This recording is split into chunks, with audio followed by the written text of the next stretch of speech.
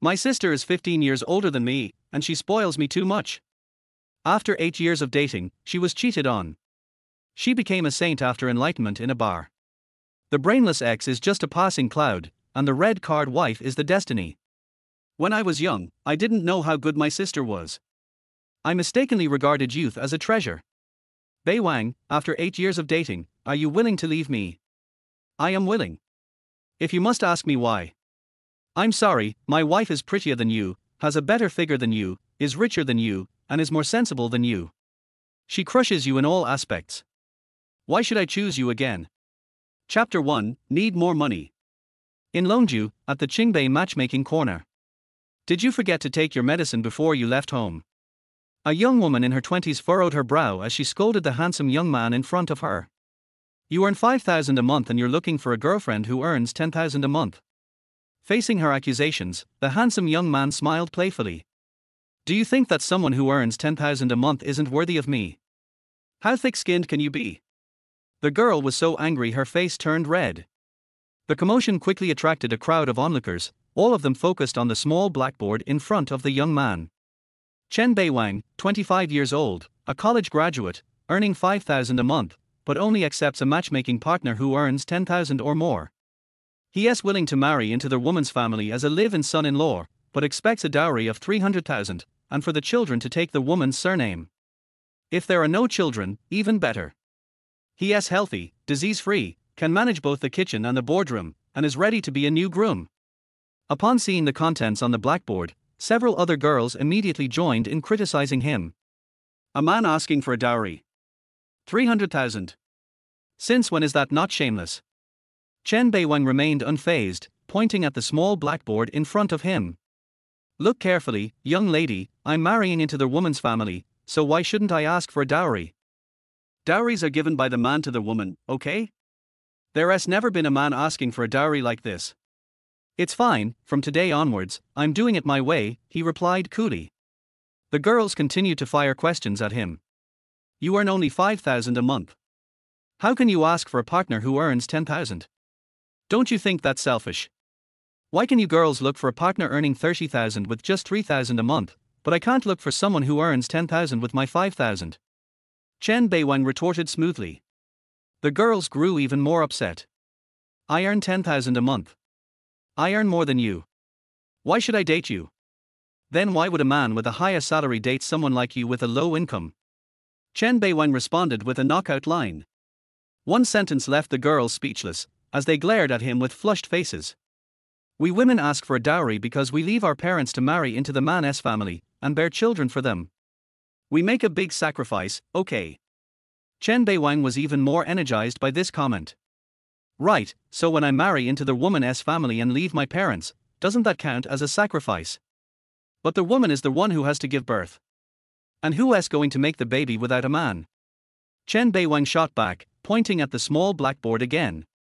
Besides, I said, if we have children, they'll take the woman's surname and carry on her family line. If not, I don't mind. Also, regarding dowries, since I'm marrying into her family, taking care of her parents, doing housework, and making sacrifices, what if she kicks me out after just a couple of years? Without a dowry, I'll have nothing. The girls blushed even more, but the men around them seemed to have discovered a whole new world. This guy is living life clearly, truly a man of principle. Entering the game as a son-in-law, that is better than being a king. That is so touching. We've all been suffering, but this guy is standing up for himself. Damn it, we were too busy smoking and forgot to give these girls a lesson. Although, this guy's requirements might make it hard to find a match. That's shallow. He is not even looking for someone his age. Didn't you see? He is marrying into the woman's family. I bet he is aiming for a wealthy, older woman. Older women are great, they have experience. What are you saying? Older women. I prefer to call them mature and understanding sisters. While the girls were fuming, the men were discussing with enthusiasm, gathering in groups and chatting excitedly.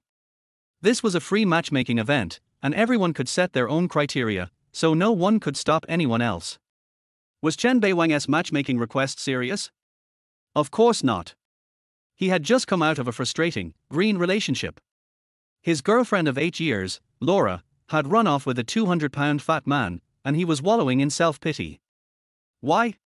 Because Chen Beiwang was just a poor guy living in Beijing without a stable home or wealthy family, and the only thing he had going for him was his looks, but even that wasn't top tier. That fat guy? He drove a Maybach, lived in a luxury villa in the fourth ring, and frequented high-end places. Even his little gifts were worth half of Chen Beiwang's monthly salary. How could he compare? After a drunken night, Chen Beiwang had an epiphany. He realized that if women like older, wealthy men, then why couldn't he do the same with older, wealthy women? Getting cheated on wasn't embarrassing, it was failing to move on that was. And so, here he was, at the matchmaking corner, debating with a crowd of girls, each of whom left embarrassed after trying to argue with him, just as his father had always said, fight fire with fire. Seeing that no one else was coming to challenge him, Chen Beiwang smiled and prepared to leave with his blackboard. At that moment, a figure blocked his way. Looking up, he froze. A wealthy woman, about the same age as his mother, was eyeing him. Judging by her attire and aura, she was clearly rich. Although she was older and not particularly good-looking, the saying goes, one rich woman is worth 1,000 poor ones. Young man, are you here for matchmaking? She asked. Yes.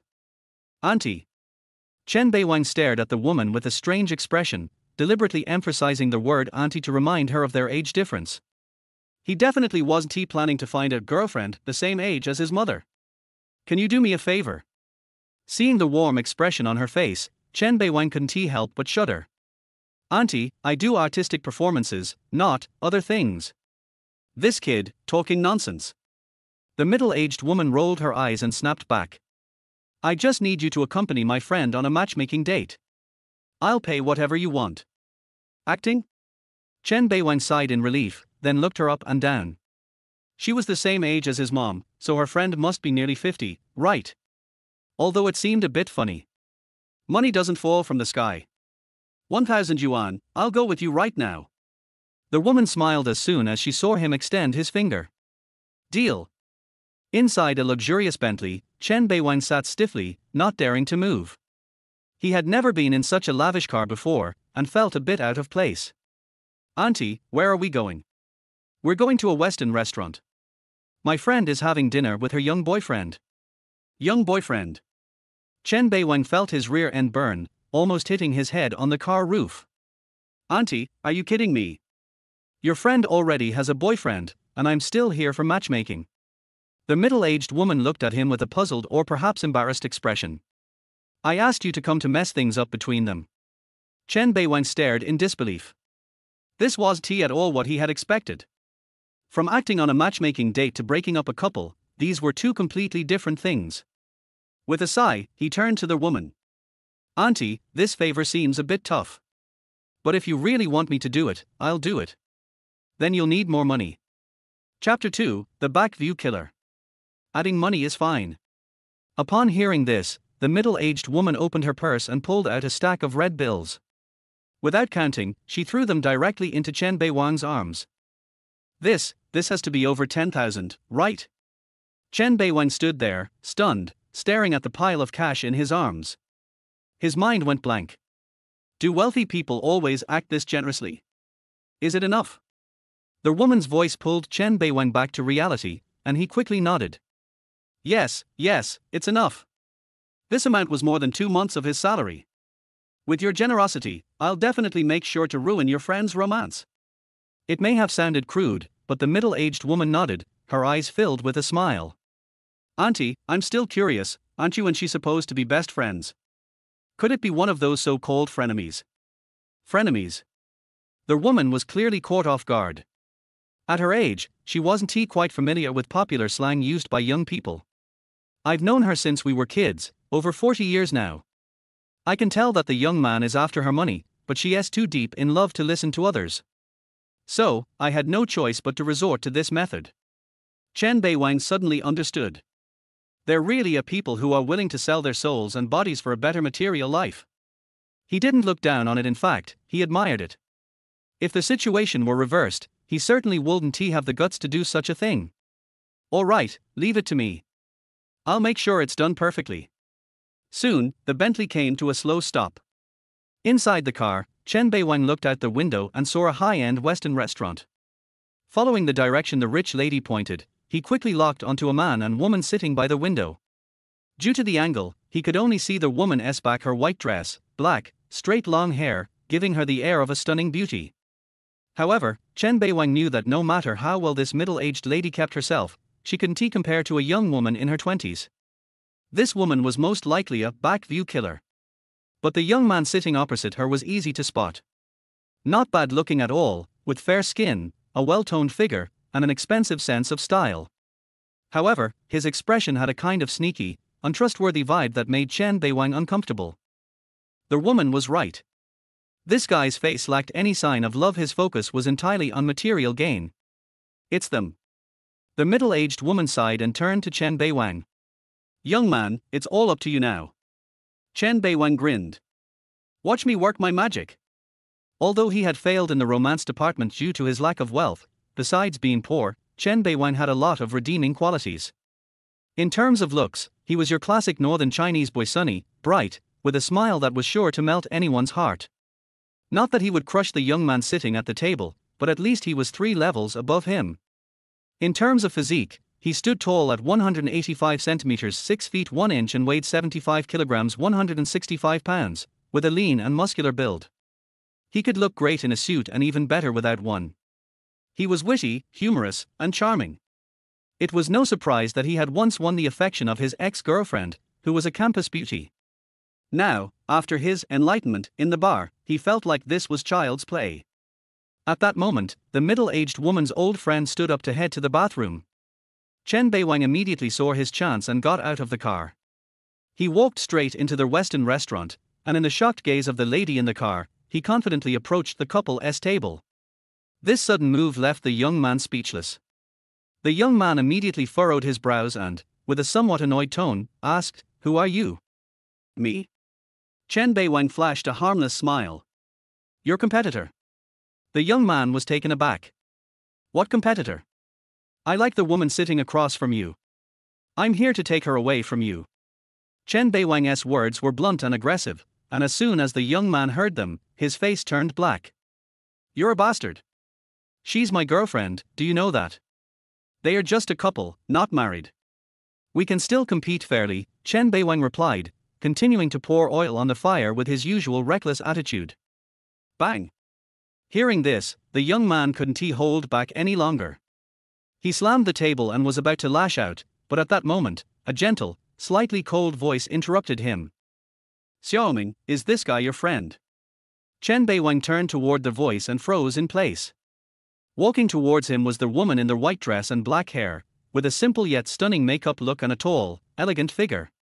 What shocked him most was her nearly perfect face. Time seemed to have left no trace on her. Even with light makeup, she was still a stunning beauty that made Chen Beiwang's heart skip a beat. Before seeing her in person, he had imagined that she would look average at best, or maybe slightly unattractive. After all, rich people often get plastic surgery, so she couldn't be that bad. But the woman standing before him was nowhere near bad. He could hardly believe it, but the rich lady's best friend looked even more stunning than he had imagined. She didn't look like someone nearing 50, she looked more like someone in her early 30s. At the same time, the young man, about to blow up, saw the woman return and immediately reined in his anger. He straightened up, trying to maintain a polite and dignified demeanor. "Baby, this guy says he likes you and wants to compete with me for you." "What the hell?" Chen Beiwang froze upon hearing the term, baby. His whole body went rigid. "You really dare to say that, huh?" The beautiful woman frowned slightly at the mention of baby, then glanced at Chen Beiwang, her tone cold as she said, "Sorry, sir, I don't know you, and I'm not interested in getting to know you." Though the man who just appeared seemed more handsome than her current partner. "How long have you known him?" Just as the woman thought that Chen Beiwang would leave, he suddenly asked coldly. For months." The woman thought for a moment and answered. "4 months? So, may I ask how much you've spent on him?" At this, the woman raised her eyebrows. "Around 4 million. But that was all my choice." Chen Beiwang cursed inwardly. So this was what it meant to date a rich woman. It's definitely appealing. That's an average of 1 million a month. Chen Beiwang grinned. "Sister, why not choose me instead? I'm better looking, taller, better at talking, and I have more stamina. I only need 100,000 a month, and I'll make sure to give you both physical and emotional satisfaction. This declaration instantly turned the young man pale. However, before he could react, a calm, decisive voice came from the woman's side. Okay, I agree. Before either Chen Beiwang or the young man could react, the woman looked at the young man, her expression indifferent and cold. Xiaoming, we're breaking up. Chen Beiwang was completely stunned. He hadn't even had the chance to make his move, and yet the woman agreed so readily. He couldn't help but feel like he had walked straight into a trap. Chapter 3, How did we end up at the Civil Affairs Bureau? At this moment, their little white face stared blankly at the woman, his face filled with disbelief. Baby, you. Don't call me that, the woman frowned, and in her eyes, Chen Beiwen could see a strong sense of disgust as if she had always hated that term. As soon as she finished speaking, the woman walked directly toward Chen Beiwang. To his shock, she grabbed his hand and began walking toward the exit of the Western restaurant. Seeing this, the little white face immediately panicked. Shu Ishue. How dare you play with my feelings? You can't leave. Shu Ishue? Chen Beiwen mulled over the name, it indeed had the feel of a big sister. Play with your feelings. The woman gave a cold, mocking smile and spoke again. Do you dare say that you're with me, not for my money? The little white face seemed momentarily speechless, but immediately put on a serious expression and said, I really like you. Har. However, in the face of such seemingly sincere words, Shu Ishue just shook her head. She wasn't a young girl in her 20s, and she could easily tell when someone was faking affection. Meanwhile, Chen Beiwen was quietly thinking to himself, agreeing with the little white face's display of true feelings. If it were some rich older woman, this guy might really be selling his body and soul for money. But Shu Ishue was different. She was too beautiful enough that she didn't look like a woman in her late 30s. Instead, she looked like a graceful, gentle older sister, the kind everyone would easily fall for. Think about it. She was rich, beautiful, cultured, and sophisticated, mature, intellectual, and kind. When someone checks all these boxes, they become an irresistible catch. In the end, the poor little Xiao Ming was unable to stop Shu Ishue, who led Chen Beiwen out of the Western restaurant. As they walked out, Chen Beiwen finally snapped back to reality and quickly said, Our sister. Facing such a beauty, he simply couldn't bring himself to call her auntie. Where are you taking me? To the Civil Affairs Bureau. Shu Ishue got into the red Ferrari, and if it weren't for roughly guessing her age, Chen Beiwen could never have imagined this older sister had such a wild side. What kind of person in their late 30s uses a supercar as their everyday vehicle? Does she not feel tired? But that was just a brief thought. As Chen Beiwen replayed Shu Ishue's words about the destination, his entire body went numb. He sat in the passenger seat, one hand gripping the seatbelt, the other grasping the door handle. Turning to Shu Ishue, who was speeding down the road, he awkwardly smiled and asked, Sister, what are we going to the Civil Affairs Bureau for? Shu Ishue raised her delicate brows slightly and answered coldly, The only reason people go there is to either get married or divorced, right? I promised you the deal earlier, 100,000 a month.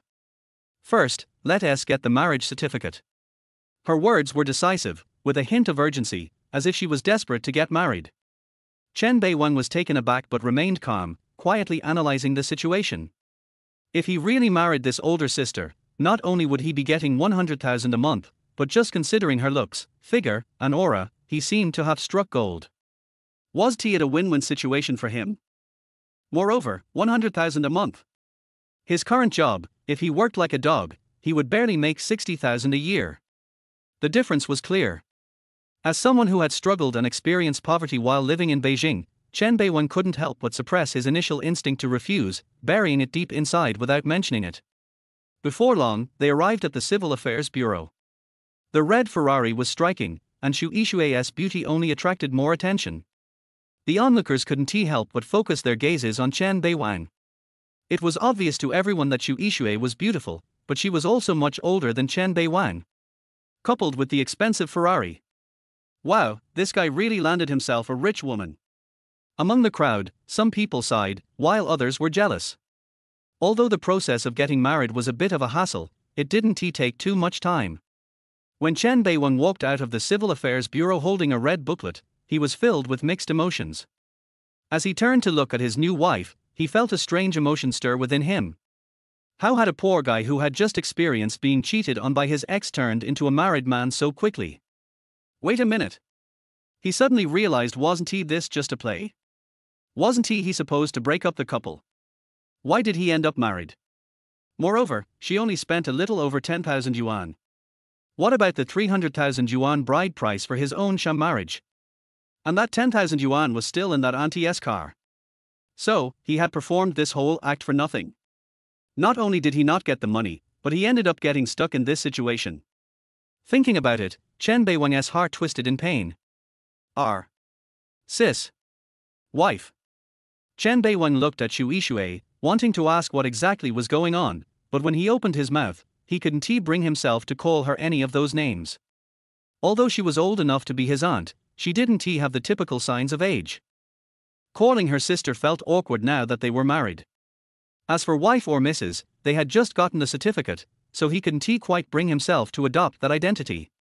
Seeing Chen Beiwang's awkward and embarrassed expression, Xu Yixue smiled faintly, but soon her expression returned to its usual cold indifference. Let us go. Where to? Chen Beiwang asked in return. Xu Yixue didn't answer. Instead, she firmly dragged him to the car, and the Ferrari roared off. 30 minutes later, it pulled into a luxurious villa community, finally stopping in front of a 2-story villa with a yard. Xu Yixue led Chen Beiwang into the villa. It wasn't large, but it was exquisitely designed. The light, luxurious decor revealed a tastefully understated elegance, making Chen Beiwang's eyes wander in every direction. You'll live here from now on. Xu Yixue sat down on the sofa and spoke lightly. If you own a place in Longju, sell it. If it's rented, just cancel it. Chen Beiwang didn't respond immediately. He glanced around and noticed something, looking at Xu Yixue with a puzzled expression. This place doesn't seem to have been lived in before. Don't you live here? I have a home. The simple 3 words made Chen Beiwang's hair stand on end. Don't tell me you already have a family. But then he quickly realized, wait, if you had a family, you couldn't have gotten the marriage certificate. But somehow, he felt like he was being kept as a secret lover in a golden cage. Idiot. Chen Beiwang cursed himself silently. He hadn't even received the money yet, and now he was already married. What if she backed out on him? Thinking of this, he instinctively looked at Xu Yixue. She seemed to know exactly what he was thinking and, without a word, pulled a bank card from her bag and tossed it to him. There's 100,000 yuan in this card. Every month, on the 1st, I'll deposit another 100,000 yuan. Since I promised you, I'll keep my word. Chapter 4, touch the hand first, then the elbow, and move up along the arm. Chen Beiwang held the bank card in his hand with a happy expression. 100,000 yuan is in his hand right now. This marriage is not in vain. You can think of our marriage as a contract. Xu Yixue's words attracted Chen Beiwang's attention again. They are just a fake couple, right? Chen Beiwang guessed that Xu Yixue was like this probably to deal with the elders at home, but unexpectedly the latter shook her head. They've even got their marriage certificate, how could they be a fake couple? But you also have to understand that we are not familiar with each other, let alone have any feelings. I am old, and it would be unreasonable for me not to find a man to marry. But whether we can go on smoothly depends on whether we are compatible with each other. Chen Beiwang nodded in agreement. Although he was not yet used to his new identity as a married man, he was still easy to talk to for the sake of 100,000 yuan. I don't live here, but now that we're married, I'll come over occasionally. When she said this, Xu Yixue's cheeks became noticeably redder.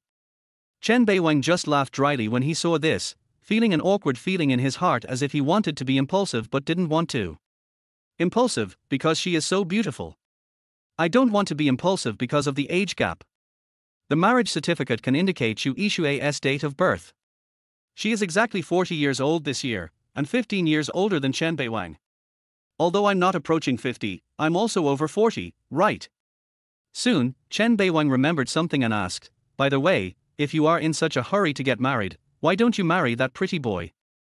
Xu Yixue calmly shook her head upon hearing this. He only has carnal impulses and the magic of money towards me. He just wants to maintain a romantic relationship.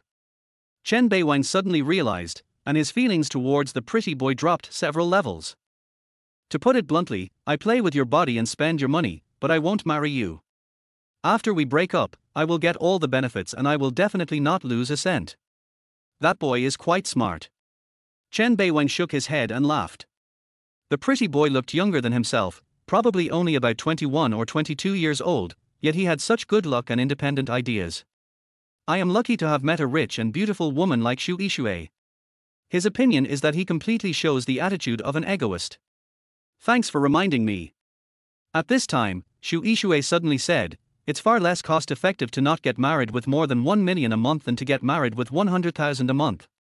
After hearing this, Chen Beiwang's face immediately turned green. So he was treating his buddy like a cheap commodity. I should have raised the price earlier. Chen Beiwang felt regretful, but the die was cast and he could not carve anything more.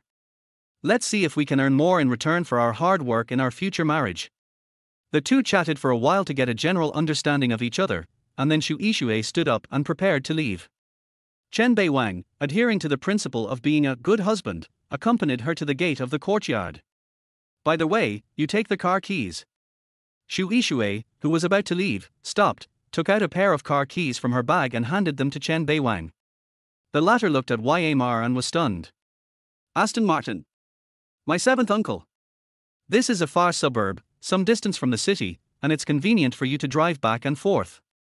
Xu Yixue raised her hand and pointed to the garage with rolling shutter doors next to the two-story building. The car is right there. After saying that, she got into the car and left without stopping, leaving Chen Beiwang petrified in the wind. Little did she know that when Xu Yixue got in the car, her heart was beating wildly. She was not nervous about getting along with Chen Beiwang, but was afraid that something might go wrong. Fortunately, he is not such an irresponsible person. Chen Beiwang had no idea what Xu Yixue was thinking. He watched the Ferrari go away and immediately rushed to the garage door impatiently and raised the rolling door with the Villa remote control key in his hand. At the door, a dark silver convertible supercar full of luxury and beauty came into Chen Beiwang's sight. Fuck. DBS. Chen Beiwang's voice became sharp. It was no wonder that he lost his composure. Which man didn't have a dream of running a supercar? A big toy worth nearly 5 million yuan landed on the ground. In the past, Chen Beiwang would not dare to even think about it, but now it was quietly dormant in front of him, and the key to start this big toy was in his hand. While Chen Beiwang was excited, he was also secretly calculating. An Aston Martin DBS with a floor price of nearly 5 million, a two-story villa with a market price of at least 8 or 9 million, plus 100,000 yuan of pocket money every month. Is this what life is all about? Why do I feel like the first 25 years of my life were wasted? The villa is okay, it's just a place to live. Give him a bed and Chen Beiwang can sleep soundly. But he loves this car so much. At that moment, Chen Beiwang couldn't wait to start the car and slowly drove away from the villa. He drove very carefully because he had never driven such an expensive car before. After all, his inner inferiority and nervousness would take time to fade away. Anyway, he had nothing to do, so he decided to go for a drive to get a feel for the car, and also to hang around the area to get familiar with the new environment. Although the villa area is located in the suburbs, it is obviously a large residential area, so there is a large and well-organized market and large supermarket, making life quite convenient. Until the evening, Chen Beiwang spent the whole time in satisfaction and happiness. Who could have thought that the poor boy who was drinking in the bar last night, penniless and cheated, would suddenly live in a villa, drive a supercar, and earn $100,000 a month? He is just an ordinary man, and the qualitative change in his life makes it difficult for him to hide his excitement. In the evening, Chen Beiwang bought some fresh vegetables and meat at the market to celebrate his new life. Although he still found it difficult to accept the sudden change of identity at noon, when good things came, there was nothing difficult to accept. Just when he had prepared the delicious meal and brought it to the table, the door was suddenly pushed open and Xu Yixue walked in slightly staggering, her face flushed and it was obvious that she had been drinking. But she was obviously still conscious. Seeing Chen Beiwang, wearing an apron and staring at her blankly, she couldn't help but smile. You can also cook. As she spoke, Xu Yixue staggered to the sofa and lay down. Chen Beiwang frowned slightly when he saw this. He actually didn't like women getting drunk, but when he thought about his current status, he immediately poured a cup of hot water and walked over. Have a glass of water first. My hand hurts. However, Xu Yixue closed her eyes and mumbled. Chen Beiwang then noticed that her wrist was a little red and swollen, apparently caused by falling while drunk. He immediately took out the topical ointment from the medicine box and gently applied it. "There's nothing I can do about it. After all, I'm your legal husband." Xu Yishui's skin was very tender, which was totally different from the skin of a 40-year-old woman. Her hands were cold and boneless, and Chen Beiwen couldn't let go of them for a moment. "My arm hurts." At this time, Xu Yishui spoke again, and Chen Beiwang had to massage her arms. This scene made Chen Beiwang feel emotional. "Touch your hand first, then your elbow, and move up along the arm." Chapter 5. Big Head Li Chunshen. Even though Chen Beiwang had some wild thoughts in his mind, his actions were still very proper. Because he knew very well that the marriage certificate could not protect him. Whenever he was horny and wanted to do something beastly, he would have to operate the sewing machine without saying a word. After the massage, Chen Beiwang realized that it was not a good idea to let Xu Yishui sleep on the sofa. The weather was getting colder and colder, and it was not time for heating yet. It would really make people sick. He immediately pushed Xu Yishui gently. "Hey, wake up." He still couldn't get used to the name. Unexpectedly, Xu Yishui suddenly frowned and asked in a vague and coquettish voice, "Why don't you call me wife?" Well, Chen Beiwang was immediately embarrassed when he saw this, but he quickly prepared himself mentally. It was just one step away from success. Since Xu Yishui had taken the initiative, there was nothing to worry about. Chen Beiwang took a deep breath and boldly hugged Xu Yishui to make her sit up straight. Then his voice sounded softly and with a hint of awkwardness. "Wife, it's easy to catch a cold sleeping here, how about going to the bedroom upstairs to sleep?" He is 25 and she is 40, but now her tone seems to be coaxing a child. However, Xu Yishui did not respond. She seemed to be asleep and kept humming, or maybe she was very satisfied with the title of wife. Chen Beiwang was extremely helpless. He took a deep breath and picked him up by the waist. Xu Yishui has a great figure, with curves where they should be and curves where they should be. She weighs only about 100 kilograms, and with her 1.7-meter height, the flesh on her body is firmly in the right places. There are 2 bedrooms and a study on the 2nd floor. Chen Beiwang naturally went to the master bedroom with Xu Yishui in his arms, then put her on the bed and considerately took off her high heels. Of course, Chen Beiwang's actions stopped here. Although he really wanted to help her take off her skirt, that was obviously not a good idea. Just when Chen Beiwang breathed a sigh of relief and was about to leave, Xu Yishui suddenly grabbed his wrist. "Don't go, I feel uncomfortable." "Who told you to drink this old wine?" Chen Beiwang glared at him, showing no sign of leniency at all. "Just get some sleep." After saying that, Chen Beiwang turned around and left resolutely. "Damn, I haven't tea eaten since noon. I'm almost starving to death. How dare you not let me eat?" At this moment, Chen Beiwang fully demonstrated what a steely straight man is. Of course, he did this mainly because he was afraid that something unexpected would happen during the intense heat of the moment. Only by pretending to be hard-hearted and inhumane can we prevent certain possible accidents from happening. In the restaurant downstairs, Chen Beiwang was eating while browsing his phone. Suddenly, the phone rang and the caller ID showed Datu. His full name is Li Chunshen. He is a good brother and colleague. He got this nickname because he has a big head. He was the first friend Chen Beiwang made when he first came to Longju. Chen Bei looked at the caller ID and smiled. "Hello, big head. Beiwang, I just came back from a business trip today, and I heard that you and Yeye broke up." Li Chunshen's words clearly carried a hint of anxious concern. "Are you okay?" He obviously knew that there was a case of cheating, but he didn't say it directly because he didn't want to rub salt into his brother's wounds. After hearing this, Chen Beiwang looked at the time. Today was Sunday, and it was indeed the day when Li Chunshen just came back from abroad. He immediately smiled and said, "What can I do?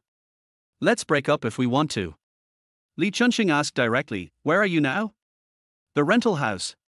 I want to go to you for a drink. I've been bored these past few days. Drinking is not for holding back, it is for venting. I'm not at home." Chen Beiwang spoke hurriedly, then after a brief hesitation gave a location on the 5th Ring Road.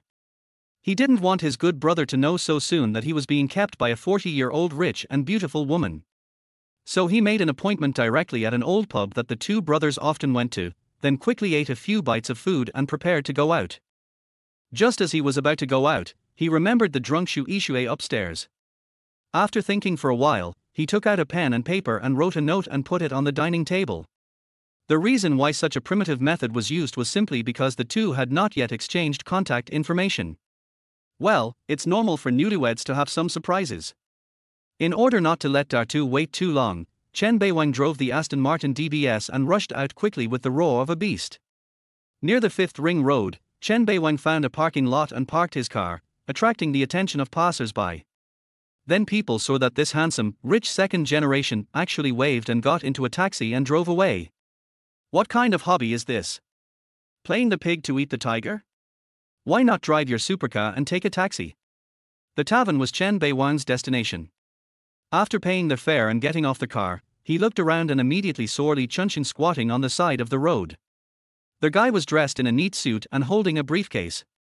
He looked quite presentable, but he was squatting on a stone by the roadside with a cigarette in his mouth, which really ruined the view. However, Chen Beiwang felt warmed when he saw this scene.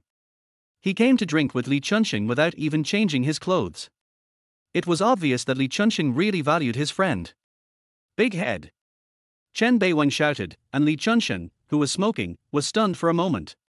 He then quickly stood up and ran over, cursing, "Damn it, didn't I tell you not to call me nicknames outside? Forget it. Considering your breakup, I'll tolerate you for a few days." Li Chunxing was obviously a chatterbox. He didn't even give Chen Beiwang a chance to speak. He pulled him into the tavern and said, "Beiwang, even though you and Yeye have been dating for 8 years and she even accompanied you to the capital, you two are actually not from the same world. You are steady and hardworking, and willing to endure hardships. She is like a princess in a castle, never having to do housework. You go to work during the day while she sleeps at home until noon, then gets up and orders takeout. At night after work, I have to clean the house and cook dinner for her. If I hadn't upheld the principle of not breaking up the relationship between good brothers, I would have spoken out long ago. It's better to break up. After a few years, when her youth is gone, she will be able to deeply understand who is the best person for her. After 8 years of running, I have seen a person clearly. It is also a good time to stop the loss." Seeing Li Chunxing talking in the booth, Chen Beiwang smiled bitterly and shook his head, then took out a cigarette from his pocket and lit it. "Big head, I'm really not upset, I'm even very happy, do you believe it?" Swish! Li Chunxing was just about to start another cigarette when he heard this and suddenly sat up and leaned over, staring at Chen Beiwang seriously. "Beiwang, you won't be hurt too badly. Are you stupid? That's not right.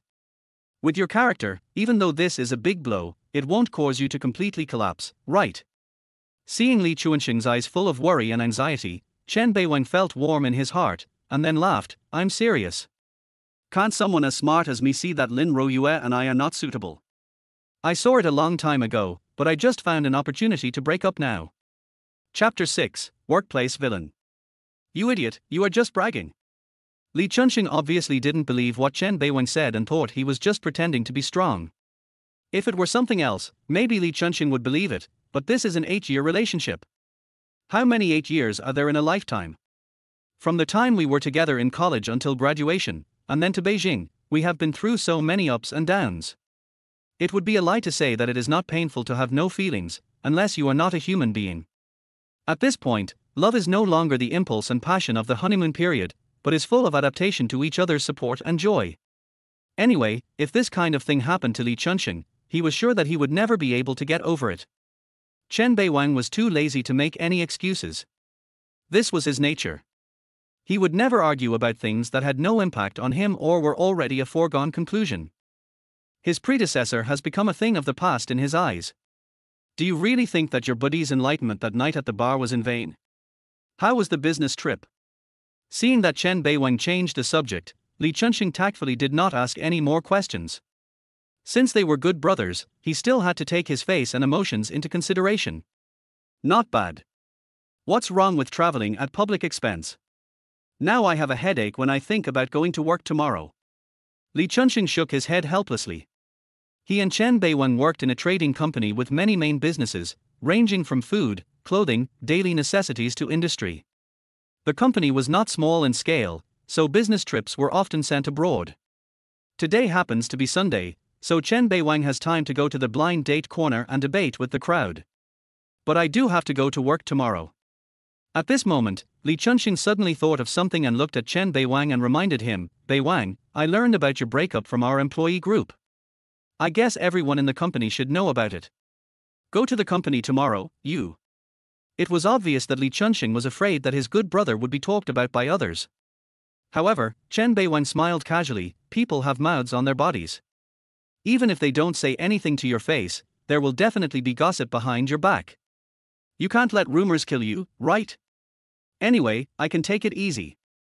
Seeing him say this, Li Chunxing also sighed, with a trace of resentment on his face. I don't know which bastard is this is obviously a private matter, but he had to spread it to the company group, what a piece of shit he is. Chen Beiwang smiled when he heard that, who else could it be? Yu Jiaowei. The Yu Jiaowei he mentioned is his colleague in the marketing department. This guy is very jealous and snobbish. He can't stand seeing people around him having a good life. Moreover, in terms of seniority, he joined the company 2 years earlier than Chen Beiwang and was a member of the same batch of employees as Li Chunxing. He can be considered a veteran of the company and has always looked down on newcomers. At a dinner party with colleagues, Chen Beiwang brought his ex-girlfriend Lin Royue with him.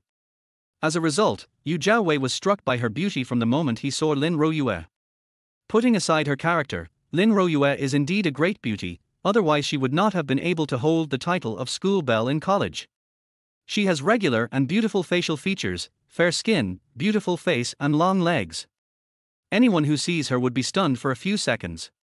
Therefore, when Yu Jiaowei saw that Chen Beiwang's girlfriend was so top-notch, his damn jealousy started to take over again, and it escalated to the daily life of the company in the future. He excluded and targeted Chen Beiwang everywhere, and the two of them became enemies because of this. As an enemy, he must have been paying close attention to Chen Beiwang's situation. He learned about Chen Beiwang's cheating in a short period of time, and then excitedly spread the news quickly within the company, in order to make Chen Beiwang a clown and be ridiculed by others. When Li Chunxing heard Chen Beiwang mention Yu Jiaowei's name, he was so angry that he slammed the table. This bastard is a complete bad guy. Sooner or later, I will find a chance to fuck him. Seeing this, Chen Beiwang smiled and waved his hands. It's not worth it to get involved with a small person. If the job fails because of this, it will be more trouble than gain. Let's finish drinking early tonight and go home to sleep. Otherwise, if we are late for clocking in tomorrow, my grandson might tell on us again. The drinking party ended hastily. Firstly, Li Chunxing was very tired after returning from a business trip. Secondly, as Chen Beiwang said, he didn't want to give Yu Jiaowei any more handles. Outside the tavern, Chen Beiwang first personally sent Li Chunxing to a taxi, and then he took a taxi to the parking lot. He called a designated driver for himself. After all, he shouldn't drink and drive, and they returned to the villa area together. In the past, regardless of whether Chen Beiwang had a car, even if he did, he would not be willing to spend money on a designated driver. Chen Beiwang's life was indeed hard in the past. Due to his low income, he spent all his money on Lin Royue and was even reluctant to eat at roadside stalls. If it were someone else, if they suddenly encountered such a situation, they might still cherish money as usual and never dare to spend it lavishly, but Chen Beiwang was different. His character determines that he is just a drop in the ocean among the vast number of people. He was poor before and couldn't bear to spend money, nor did he have any money to spend, but now he is suddenly rich, and he must enjoy what he should enjoy and will never hesitate to spend what he should spend. Perhaps, this is the way a normal and ordinary young person should think. Not engaging in revengeful consumption is a respect for my personality, and not being stingy with spending is a compensation for my past. After arriving at his doorstep, Chen Beiwang paid the designated driver fee and walked slowly into the villa. As soon as he entered, he froze in place. At the dining table, a figure in a nightgown was operating a laptop and eating the meal that Chen Beiwang had prepared tonight. Xu Yixue woke up. Chen Beiwang was greatly surprised. Wasn't she drunk? It's only 2 o'clock when I go out, right? She actually wakes up to eat, and seems to be still working? Wife, you.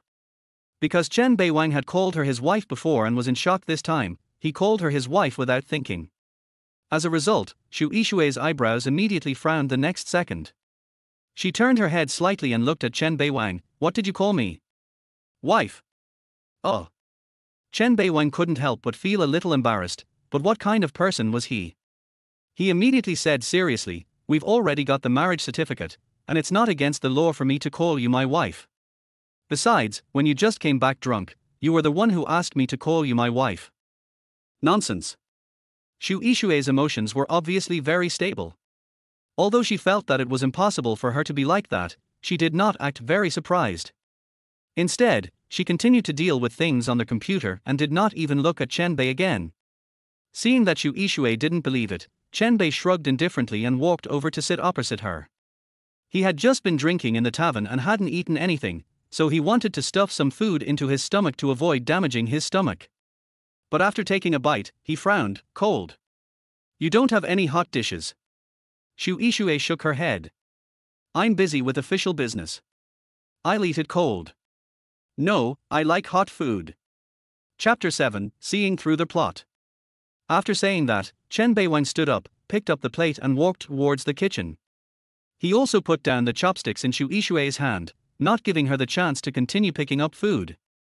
Shu Ishue was obviously stunned for a moment by Chen Beiwang's action. She stared at the figure as he went into the kitchen with her beautiful eyes, not knowing what she was thinking. The dishes were heated up quickly and soon several steaming plates were back on the table. Chen Beiwang began to eat and drink by himself. He knew Shu Ishue was busy, so he did not disturb her, although he did not know what Shu Ishue was busy with at 2 o'clock in the morning. It was not until Shu Ishue closed the laptop that Chen Beiwang spoke up. When people get drunk, they sleep soundly and wake up naturally the next day. How did you manage to sleep for less than 2 hours? I had some unfinished business at the company, so I set an alarm for myself before drinking. Shu Ishue's personality seems to have always been like this, gentle as water, giving people a feeling that it is difficult to cause waves, but Chen Beiwang has seen a drunk woman before. No wonder you are rich, it turns out you work so hard. Chen Beiwang sighed. Sure enough, most rich people have the willfulness and perseverance that ordinary people do not have. Just thinking about setting the alarm to get up and handle work when drunk, Chen Beiwang asked himself if he could do it. However, when Shu Ishue heard Chen Beiwang sigh, she suddenly asked a question for some reason. In your eyes, are all women of my age who are single and rich disgusting? Chen Beiwang was stunned. Why do you ask that? Perhaps even if he appears to be kind on the surface, deep down he still harbors hatred and jealousy towards people like me. Shu Ishue didn't answer, but spoke on her own, leaving Chen Beiwang confused. Although I don't know why you judge yourself like this, I can tell you seriously that I haven't thought about it that way. As he spoke, Chen Beiwang raised his finger. First, although we have already obtained our marriage certificate, we have only just met. I don't know you, and you don't know me. To put it in a broader sense, we are a pair of strangers, so I have no reason to have any prejudice or hostility towards you. I am not that petty.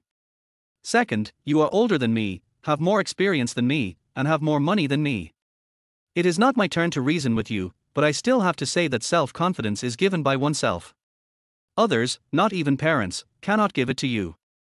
Especially adults, if they cannot face up to their current dignity and status, they will not be able to better face life and the people around them. Shu Ishue was stunned. She stared blankly at the young man sitting opposite her, who was holding up 2 fingers. She felt a little dazed for a moment. This guy is quite charming when he is serious about reasoning. And she had to admit that this strange husband did seem to be different from the young men she had met before. He seemed to know exactly what he wanted and what he wanted to have. You mean, I shouldn't care too much about what other people think of me? If you answer correctly, I'll give you a kiss as a reward. The scene suddenly changed. Seeing Chen Beiwang standing up and moving towards her, Shu Ishue was visibly flustered. Are you schizophrenic?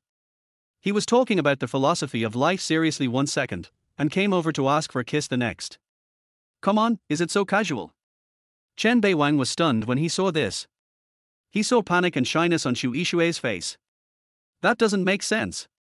Shu Ishue is 40 years old, beautiful and rich. Chen Beiwang knows with his butt that she has never lacked men around her in her life. Why does she act like this when he just made a little kiss joke? Common sense says that no matter what, Shu Ishue is an experienced woman who has tried all kinds of things. It's just a joke, don't be so nervous. Chen Beiwang smiled awkwardly and sat down again, then changed the subject. Are you sleepy? Shu Ishue shook her head. How about a game of questioning each other at the drinking table? Shu Ishue, who had been looking bored, suddenly became interested when she heard this and nodded immediately. Seeing this, Chen Beiwang laughed inwardly. it turned out that women are gossipy creatures. Obviously, Xu Yixue must want to ask about her past.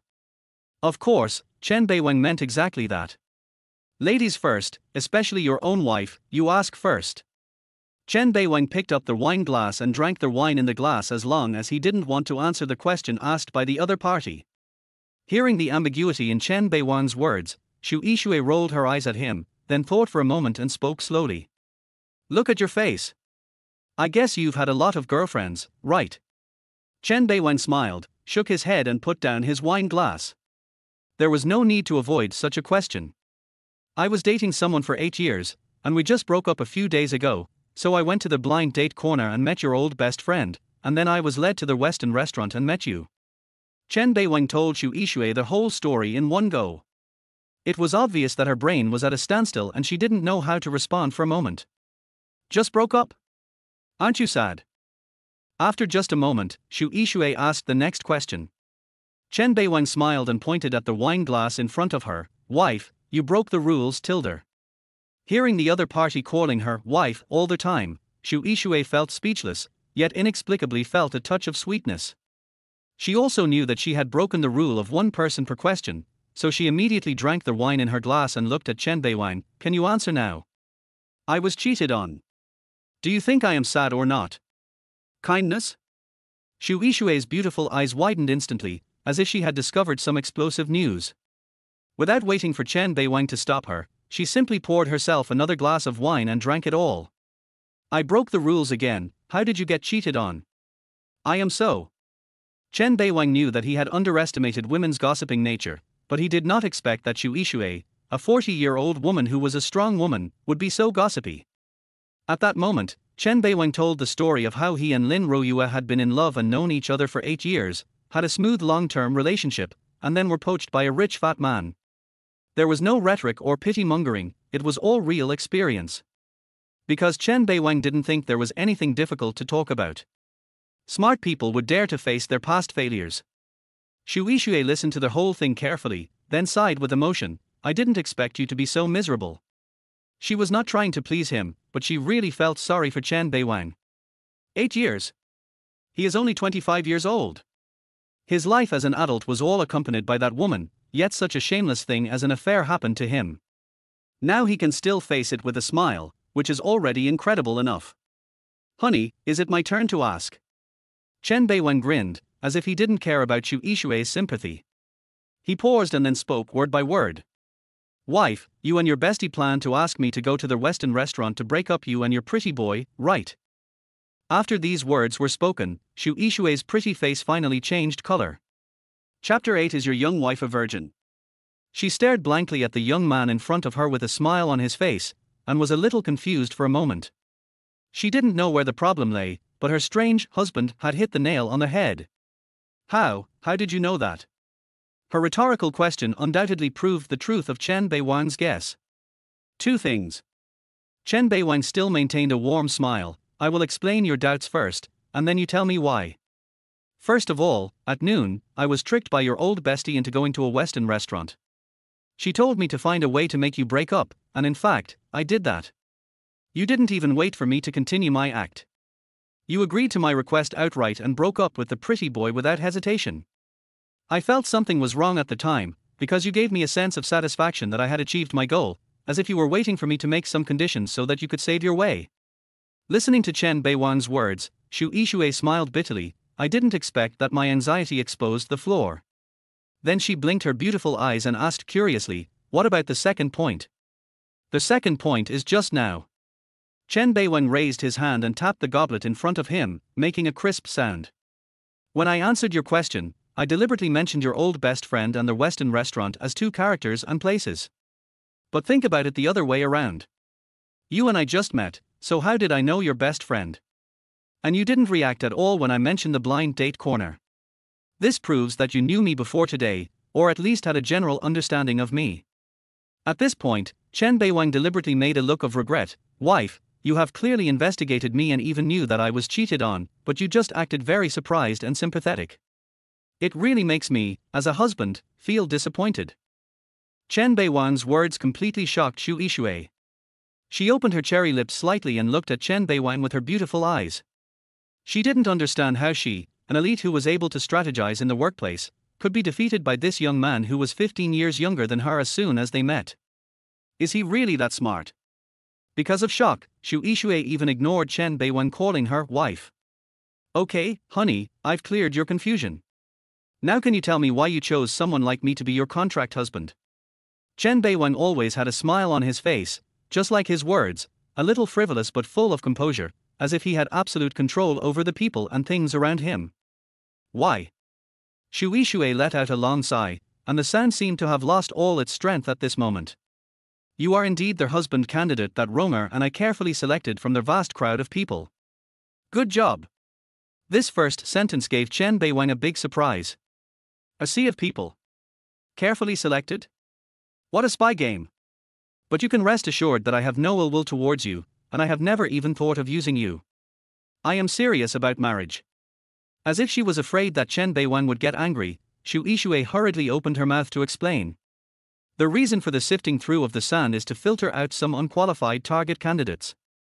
I'm 40 years old, never married and never had a serious relationship. I don't want to enter old age with regrets and ruin my life, but I also want a love as passionate as when I was young. Speaking of this, Xu Yixue's face became even more lonely. But I know that when I realized this, I was already 35 years old. I had missed the best age for marriage. At the same time, the foundation I had worked hard to build and my own personal strength would attract many men.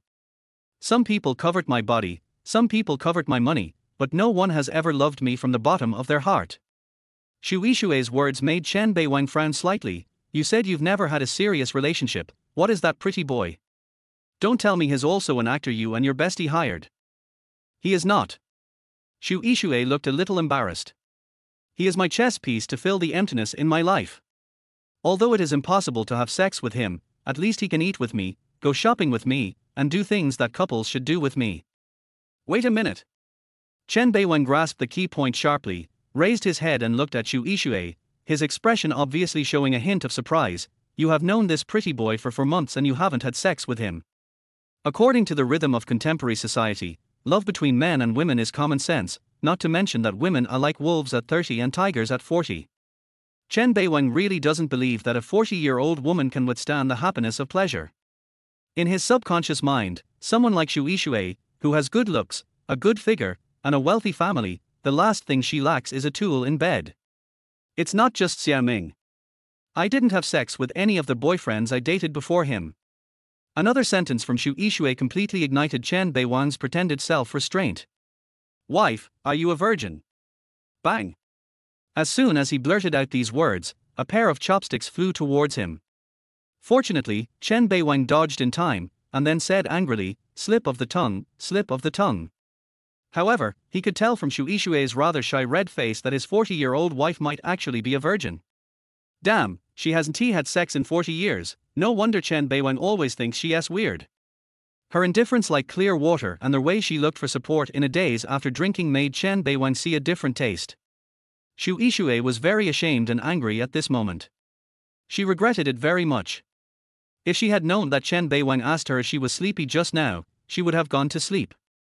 Not only would her secret not be exposed, but even the fact that she had set up the trap would not be exposed.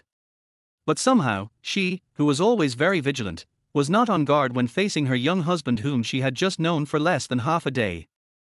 At this time, Chen Beiwang knew that Xu Yixue was very embarrassed, so he coughed lightly and hurriedly changed the subject. Wife, you haven't told me why you chose me. Xu Yixue resisted the urge to stop the other party from changing his address. After calming down, she slowly spoke, it's nothing. In fact, you have only been in Romer and I's sight for a little over a month. It was by chance that Romer discovered you, but you had a partner at the time, so I gave up the idea of continuing to observe you. But Romer didn't give up. She always thought you were a good man. You can tell from the details of how you treated your ex-girlfriend. I didn't expect that she would get the chance she wanted. That is, you broke up with your ex-girlfriend, and then you went to the blind date corner to act badly. She took this good opportunity and officially appeared in front of you. Initially, our plan was to use the Western restaurant to create the story of you and me meeting. We didn't plan to get married right away. After all, there are still risks involved. But I've always been reluctant to stick to the rules. I thought that if things don't work out, I could just divorce. It's better than missing out. That's why I rushed to the Civil Affairs Bureau with you to get the marriage certificate. The one drinking with me tonight is Roma, to celebrate the official end of my single life. Chapter 9. Will you come tonight? Listening to Shu Ishue's words, Chen Beiwang suddenly understood, and the doubts that had been bothering him since noon were finally resolved. He actually wondered whether what Shu Ishue had just said was false, but he quickly dispelled this doubt. Because there is no need. Regardless of whether Shu Ishue had other purposes, at least he earned 100,000 yuan a month, a villa and a supercar, not to mention such a beautiful wife. Who wouldn't be envious? After drinking and chatting in the early morning, the two of them seemed to have narrowed the unfamiliar distance between each other. Seeing that it was getting late, Shu Ishue got up and walked towards the master bedroom upstairs. But Chen Beiwang stared at Shu Ishue's steady and slow steps and couldn't help but be stunned. Didn't you drink too much tonight? You know, Shu Ishue was so drunk before that she was staggering and had difficulty walking. Plus, the two of them drank a lot just now. Logically, she should be getting more and more drunk. How can I drink too much when I'm drinking with friends? This isn't work.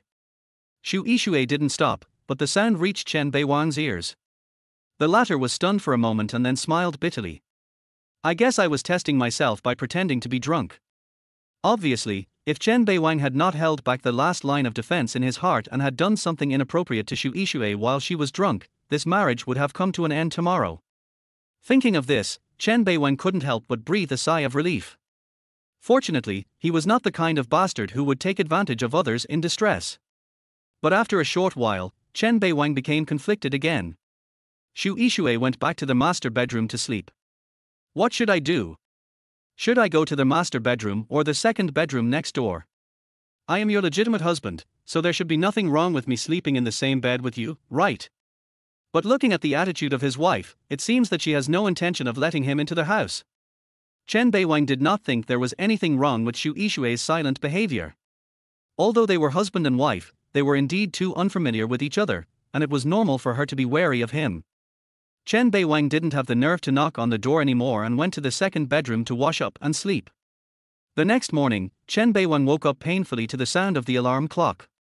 He fell asleep at 4 o'clock last night, and it was only 6:30. He had only slept for 2.5 hours. There's no way. I can't just not go to work just because I'm sleepy, right? Although he has some money now, Chen Beiwang has never thought about resigning. This is also a habit of his in dealing with people and doing more meaningful things that can occupy his time. When Chen Beiwang walked out of the second bedroom, he heard noises coming from the kitchen downstairs. Shu Ishue got up so early. That's right, she looks like a woman with a strong sense of career ambition, so she naturally wouldn't choose to sleep in. But it is a pleasant surprise that she can still maintain such good condition despite such hard work. As soon as Chen Beiwang went downstairs, Shu Ishue walked out of the kitchen, still wearing a decent nightgown, which faintly outlined her sexy figure. Seeing Chen Beiwang getting up so early, she was not surprised at all. She put the plate in her hand on the table and said, "Wash up and have breakfast. Soy milk, fried dough sticks, steamed buns, fried dough sticks, and pickled vegetables." It's a very ordinary local breakfast, but it looks like it was made by Shu Ishue herself. This undoubtedly gave Chen Beiwang another surprise. Such a wealthy young woman actually had good cooking skills. Seeing that Chen Beiwang was a little dazed, Shu Ishue continued, "Consider it as a reward for last night's midnight snack. Your cooking is delicious, but mine is just average. Just make do with it to fill your stomach." Chen Beiwang smiled and nodded, then sat opposite Shu Ishue in the restaurant.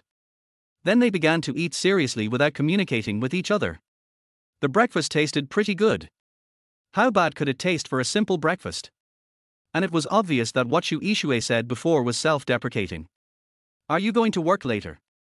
Seeing that she was almost full, Shu Ishue asked curiously. Seeing Chen Beiwang nod, Shu Ishue asked in confusion, "Since you have received 100,000 yuan per month for marriage funds from me, why do you still want to do that 5,000 yuan a month job? You give what you give, and I work and I earn it with my own hands." Chen Beiwang grinned, "It has a different meaning." After saying that, he threw the last donut into his mouth, stood up, picked up his school bag on the sofa and prepared to go out. "By the way, are you coming here tonight?" Before leaving, Chen Beiwang suddenly stopped, looked at Xu Yixue, who was still chewing her breakfast carefully, and asked, "What's wrong? If you come, I'll cook double portions tonight." Chen Beiwang said this very calmly, but he never expected Xu Yixue to be stunned for a while, then nodded. "My business these days is near the suburbs, so it's more convenient to live here." After getting the answer he wanted, Chen Beiwang put on a warm smile again. "Okay, see you tonight." As the roar of the engine in the courtyard gradually faded away, Xu Yixue picked up the donut and drew circles on the surface of the soy milk, a faint smile appearing at the corners of her mouth. "I found a young husband, and he seems to be pretty good." The company where Chen Beiwang works is located in the core business district of Longju, which is near the 2nd Ring Road, but the small villa where he currently lives is in the far suburbs, around the 6th Ring Road. Fortunately, the company's morning clock in time is 9 o'clock. Even so, Chen Beiwang still has to get up at 6:30, wash up, have breakfast, and then deal with the congested morning rush hour. He arrived at the company and successfully clocked in at 8:55. On the way, he thought about parking his DBS farther away and riding a shared bike to work, but he really didn't have enough time, so he had to park his car in the company parking lot. The company's full name is Shankar Trading Company, Limited, which is also a listed company. It has 2 parking lots, an internal parking lot in the basement of the building and a public parking lot at the entrance of the building. As the prime location of the 2nd Ring Road is crowded with luxury cars, Chen Beiwang's DBS was not too conspicuous. As he took the elevator upstairs, he felt a little pain in his heart. The underground internal parking lot is only accessible to the management of all companies in the building, while the public parking lot on the surface is charged $10 an hour. From 9 a.m. to 6 p.m., the parking fee is 90 yuan a day. Chen Beiwang thought that this money should not be spent and was unnecessary, so he felt pain, not because he was stingy. "It seems I need to get a parking card," Chen Beiwang was thinking as the elevator arrived at the 18th floor, Shankar Trading Company, Limited. As soon as the door opened, he heard a fierce quarrel, as if a fight was about to break out at any time. He frowned and walked out of the elevator into the company. From a distance, he saw the work area.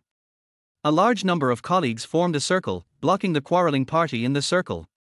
Chen Beiwang looked carefully and found that it was his good brother Li Chunxing and his mortal enemy Yu Jiawei. His face changed and he rushed over quickly, then yelled, "What the hell are you doing?" Chapter 10. The rest of the Chen Beiwang's loud roar made the originally noisy scene quiet down. Even though he is not a local, is a migrant worker in Beijing and does not have much experience, Chen Beiwang's personality makes him successful wherever he goes.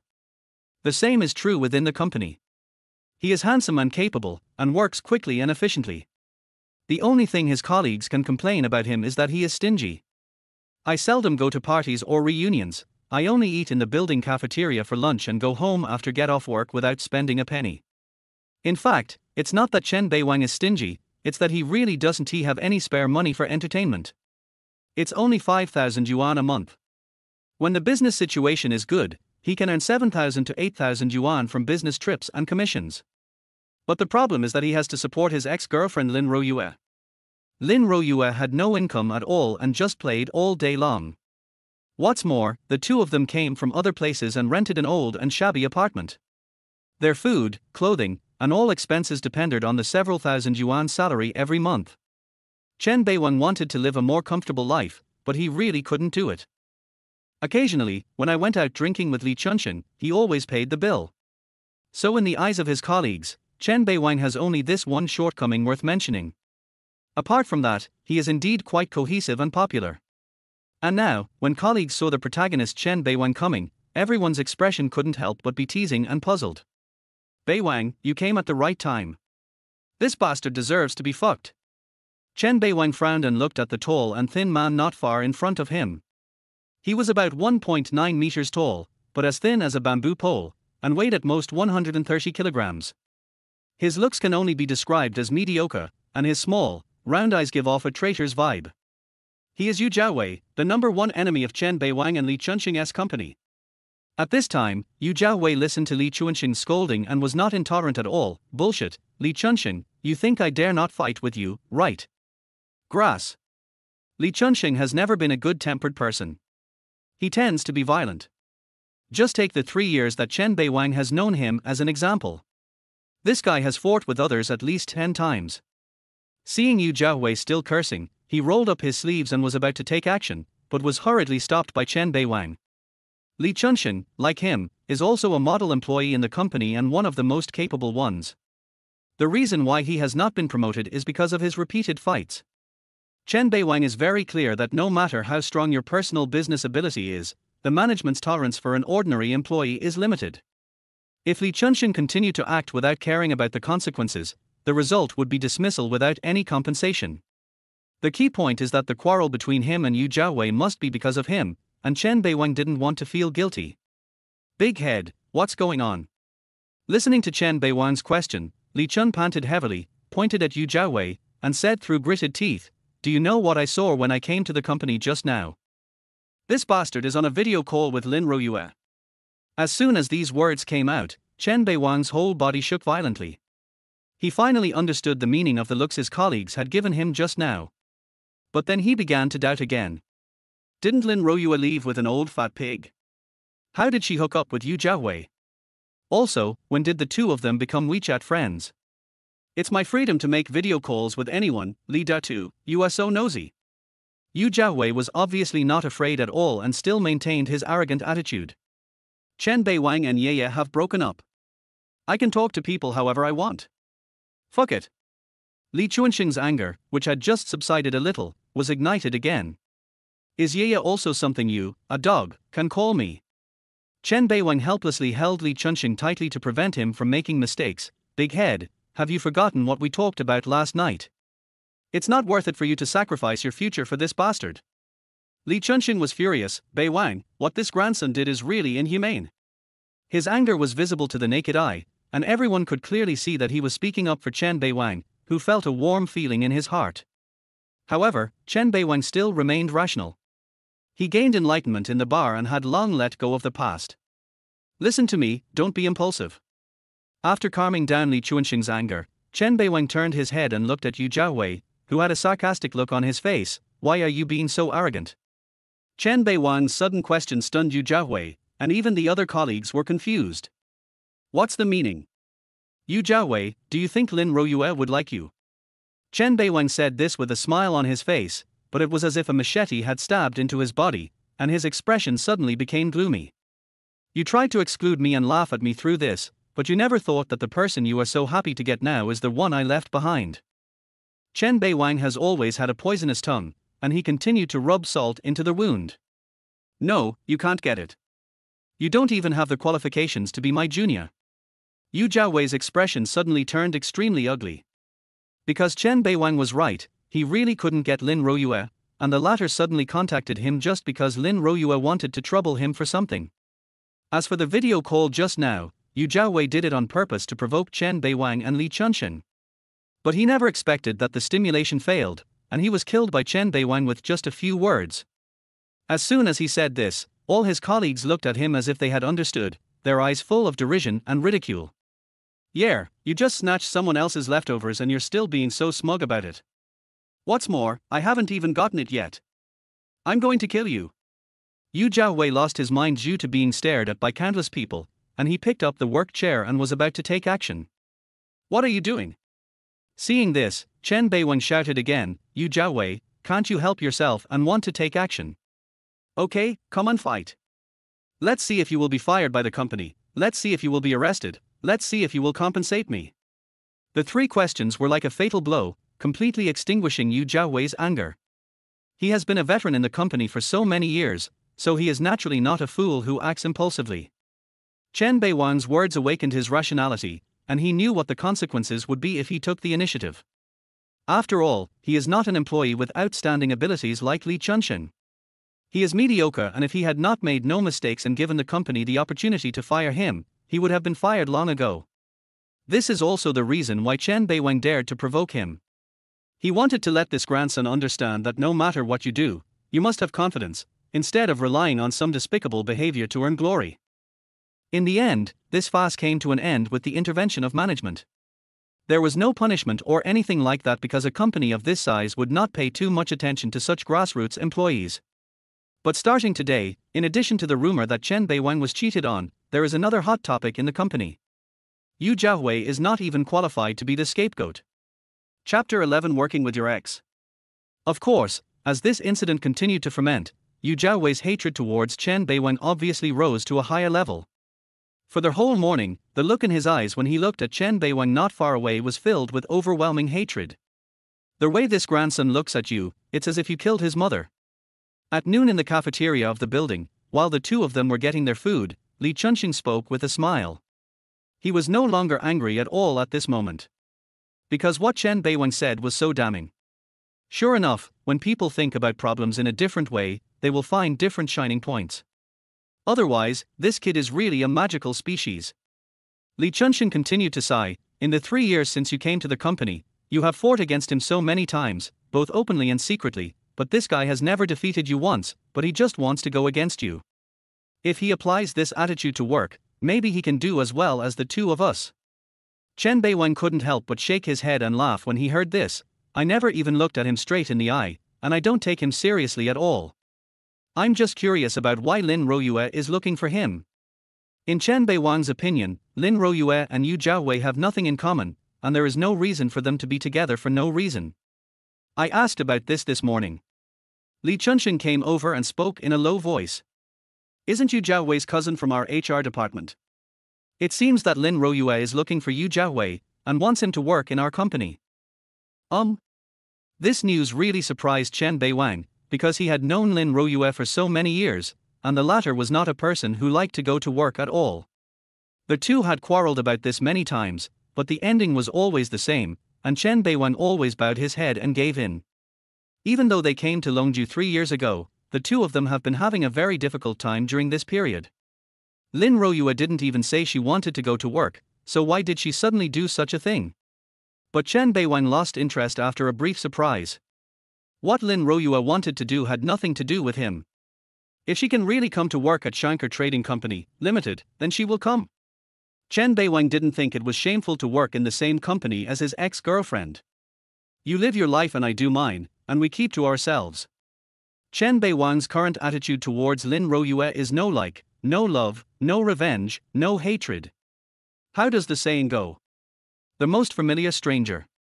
Damn, the food in our building's cafeteria is really terrible. Chen Beiwang took a sip of the rice porridge, which contained a total of 8 grains of rice. It's never tasty. It's only because you said it doesn't cost money that I eat with you in the cafeteria every day at noon. Li Chunxing was speechless when he heard this. As a formal employee of a listed company, I do have some welfare benefits, at least lunch is free, although the food is indeed average. No, from now on we will eat out at noon instead of in the cafeteria. Chen Beiwang looked at the 2 vegetarian dishes and 1 meatless dish on the plate, and immediately made up his mind to tell the cafeteria in the building to go there. Unexpectedly, when he said this, Li Chunxing's eyes widened. You bastard, how can you be so shameless after breaking up? You go out to eat every day, and you'll go bankrupt if I don't eat well for you. Chen Beiwang suddenly felt amused and waved his hands. It's not you who spends the money, it's me who spends the money. You? Li Chunxing quickly refused. Forget it. You have to pay for your daily expenses yourself. After all, I have a home and parents to cook for me. Although it's a bit expensive, who makes me your godfather? I'm your father. The two of them cursed at each other, ate quickly and went back to work. However, in the afternoon, the arrival of an uninvited guest once again caused a bloody storm in the entire company. As the company's electric door opened, the crisp sound of high heels hitting the ground attracted most employees to look up. Then a pair of straight sexy long legs came into everyone's sight. As their heartbeat quickened and the breathing became heavier, everyone's eyes moved upwards and then fixed on a delicate and moving face. Lin Royue. Li Chunxing was the first to exclaim, his eyes full of disbelief. Why did she come to the company? Could it be? As expected, Yu Jiaowei walked forward with a smile on his face, his tone enthusiastic and excited. Yeah, you came so quickly. You're here for an interview, you can't be late. Lin Royue smiled gently, and her voice was as sweet and pleasant as a lark. Afterwards, Lin Royue greeted many colleagues with a smile. After all, she had attended a dinner party with Chen Beiwang, so she had met him before. Come on, I'll take you to the HR department. Yu Jiaowei led the way diligently in front, and Lin Royue followed, twisting her slender waist, until their figures disappeared in the work area. The next moment, the scene erupted in exclamations and uproar, and most colleagues' eyes fell on Chen Beiwang, who had a calm expression. Beiwang, don't think too much. Just assume that you two don't know each other. Yes, Wangzi, if you let her affect your mood, you will have big problems at work. Almost all those who spoke to persuade and comfort him were female colleagues, which shows that Chen Beiwang is really popular with the opposite sex. As for the male colleagues, most of them still felt a little gloating. After all, Lin Royue is such a beautiful woman and she is Chen Beiwang's girlfriend. They would all be more or less envious and jealous, but not as obvious as Yu Jiawei's. Now that the two have broken up, Chen Beiwang is still the one who was cheated on, so they are naturally happy to see this scene. Don't worry, I'm fine. I only look forward and never dwell on the past. Chen Beiwang showed a harmless and warm smile, but many people felt that he was pretending to be strong. Li Chuanxing's workstation was next to Chen Beiwang's. He slid his work chair over and frowned as he whispered, "Damn, did Yu Jiawei's grandson really get involved with Lin Royue?" In fact, both of them knew very well that Yu Jiawei relied on his cousin who was an HR, and as long as Lin Royue came for the interview, there was a high probability that she would be successfully hired. Just thinking about the scenes in the future, Li Chuanxing couldn't help but worry about Chen Beiwang. "Beiwang, what are you going to do? What should we do?" Chen Beiwang was a little confused. "Are you going to resign or not?" Li Chuanxing said shockingly. "If you plan to quit your job, I will travel the world with you now." "You bastard! I'm not interested in men." Chen Beiwang punched Li Chuanxing speechlessly. "Why would you quit your job? How difficult is it to find a stable job now? Besides, this is in Longju, stop imagining nonsense. Since I'm here, I'll make the best of it. She'll be my new employee, and I'll focus on my career." Just as the two had guessed, at 3:30 p.m. that day, the Human Resources Department sent a new appointment email to all employees, confirming the official employment of new employee Lin Royue. Chapter 12, The Ex-Girlfriend. Speculation is one thing, and having the news confirmed is another. Lin Royue's successful joining caused a sensation in the entire company, and almost all topics among colleagues revolved around this woman. This scene also made Li Chuanxing angry again. What was the management thinking? They let HR recruit Lin Royue and caused rumors all over the company. Aren't they afraid that it would affect the normal operation of the company? We are in this business where we are shameless in front of others. Besides, this is a large company of this scale, so I can understand the management's thinking. Chen Beiwang was probably the most abnormal one in everyone's eyes, because he behaved too normally. I use me to relieve stress, colleagues to entertain themselves, and management to think 3 steps ahead before making the next move. We young people are still far from being good enough in the workplace. Besides, you know Lin Royue's situation. She has an MBA like me and also minored in business management. How could the company let go of such a professional talent? Listening to Chen Beiwang's words, Li Chuanxing was still furious but helpless. He couldn't just rush into the chairman's office with a stick and threaten to fire Lin Royue, right? "Oh, I always feel that there will be no good days in the future." Li Chuanxing shook his head and sighed, sulking at his workstation. Chen Beiwang smiled carefreely and continued to be busy with his work. On the other hand, Yu Jiawei, as an old employee, very attentively arranged a workstation for Lin Royue and enthusiastically told her some things about the company's regulations. However, Lin Royue's gaze drifted towards Chen Beiwang from time to time, making Yu Jiawei very angry. Just looking at Lin Royue's affectionate eyes, why is it so hard for others to believe that she cheated on Chen Beiwang? Not to mention outsiders, even Chen Beiwang was very surprised. What is Lin Royue doing? It was obvious that she didn't love me and betrayed me, but now she is doing this? Establishing a personal image in front of colleagues. Chen Beiwang actually guessed it right. After all, he had been with Lin Royue for 8 years and was very familiar with the latter's personality. Lin Royue is a woman who cares a lot about her reputation. She values her reputation, figure, appearance and other external things. To put it bluntly, this woman has no inner qualities and her thoughts are all written on her face. She must know that her reputation in the new company will be bad, so she will definitely find ways to create a new personality. For example, enthusiasm, kindness, consistency in feelings, etc. Just like that, at the end of a working day, when everyone was about to leave, Lin Royue took the initiative to find Chen Beiwang. "Look north. This warning call stunned all the colleagues present, and hundreds of eyes looked in this direction.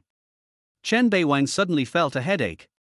He really didn't want to have anything to do with Lin Royue anymore, so his face was calm and he responded as if he was talking to a stranger. "What's up? Let's have dinner together tonight." Lin Royue's eyes were filled with a bright smile, and her voice was gentle yet generous. Chen Beiwang was about to refuse, but she continued, "After dinner, I'll go to the rental house with you and pack up some of my daily necessities and take them away. Although we broke up, many things bear our imprints, and I want to preserve this beauty." Hearing this, Chen Beiwang sneered inwardly. He looked at the colleagues around him who were watching the show.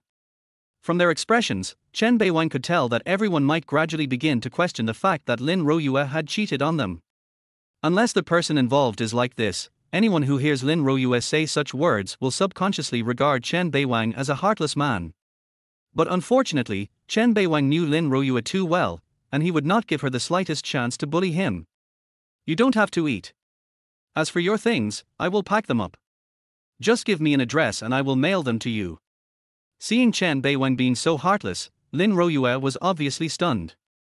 Because based on her understanding of her ex-boyfriend, Chen Beiwang should agree 100%. But before Lin Royue could continue speaking, Chen Beiwang and Li Chunxing walked into the opened elevator door. Lin Royue wanted to go in together, but Chen Beiwang raised his hand and blocked the entrance with a bang. "It's full. Please take the next elevator." After saying that, the elevator door slowly closed, and Chen Beiwang clearly saw a hint of anger on Lin Royue's face. She had been hit twice by Chen Beiwang's consecutive inhumanity. Given her temper as a young lady, she was obviously angry now. But what does that have to do with Chen Beiwang? After leaving the building, Li Chunxing's face was full of surprise and excitement. "Okay, Beiwang, I didn't expect you to be so resolute. I thought you would soften your heart after Lin Royue said that. It seems like you really treat her as a thing of the past. I support you. Stop talking nonsense. I have to go home." Chen Beiwang was too lazy to argue with Li Chunxing and walked towards the bus stop on the side of the road. It was the rush hour for his colleagues to get off work. If he went directly to the parking lot to pick up the car, his colleagues would definitely see the gorgeous and high-profile Aston Martin DBS. He hasn't decided yet whether to make this matter public, so it's better to keep a low profile. "It's not that I'm afraid of rumors, but I'm mainly afraid of getting into trouble. When a person's life suddenly undergoes a huge change, there will definitely be many chain reactions. For example, when a person goes from being a rich man to becoming a pauper, he will definitely encounter many difficulties in his life. When a poor boy suddenly becomes very rich, a group of relatives and friends will quickly appear around him. As the saying goes, no one cares about the poor in a busy city, but the rich in the mountains have distant relatives." Chen Beiwang is a very open-minded person. He knows very well that if the changes in his life were known by people around him, it would inevitably lead to many unexpected events that he could not control, so he chose to conceal it temporarily. Did he really leave on the bus? No, of course not. Chen Beiwang took the bus for 3 stops, walked around a small commodity city for a while and bought some things, then took a taxi back to the company parking lot. Now it was more than an hour since the end of get off work, and it was undoubtedly much safer, so Chen Beiwang drove away quickly. Returning to his villa in the suburbs, Chen Beiwang suddenly saw a red Ferrari parked on the side of the road. "Is your wife back?" Chen Beiwang walked into the villa carrying a lot of bags and saw Xu Yixue sitting on the sofa typing on a laptop. Hearing that Chen Beiwang had returned, Xu Yixue turned her head slightly to take a look, then continued working. "Wife, you're back early." Chen Beiwang put down his things and walked to the sofa and sat down. Only then did he look at Xu Yixue straight in the eye. The latter had obviously just returned not long ago and had not yet changed into her home clothes. She was wearing a light-colored inner lining, black pencil pants, a pair of silver high heels, and her hair was tied up, giving her the air of a workplace elite. Chapter 13 to Detail Control. His calling her wife immediately stopped Xu Yixue's movements. Her chest could be seen rising and falling. She wanted to say something but gave up in the end. "Did you buy groceries?" Xu Yixue asked softly. She had already seen Chen Beiwang coming in carrying 2 bags. "No, I bought a lot of vegetables at the market yesterday, enough to last for a few days." Chen Beiwang smiled and placed the 2 bags on the coffee table and opened them. There were all kinds of things inside. I bought some snacks and drinks. I noticed that you often work overtime at night. Some snacks can relieve the accumulated pressure in your cerebral cortex. I also bought some small ornaments and fragrances to embellish my life. Although the living environment here is good, it still lacks the feeling of home. Chen Beiwang's words made Xu Yixue raise her beautiful eyes and stare at him. A person's heart can be seen in the details. At least 2 points can be seen from the things Chen Beiwang bought. First, Chen Beiwang expressed his concern for himself. Second, he really treats this place as his home. You go ahead and do your thing. I'll go cook. Chen Beiwang took out a can of Wangzai milk and stuffed it into Xu Yixue's hand, then stood up and went to the kitchen with a smile. Remember to drink it quickly, or you won't be able to eat much for dinner. These words immediately made Xu Yixue's eyes soften. He knows that he has a small appetite. Apparently, Chen Beiwang was always paying attention to himself while having supper last night.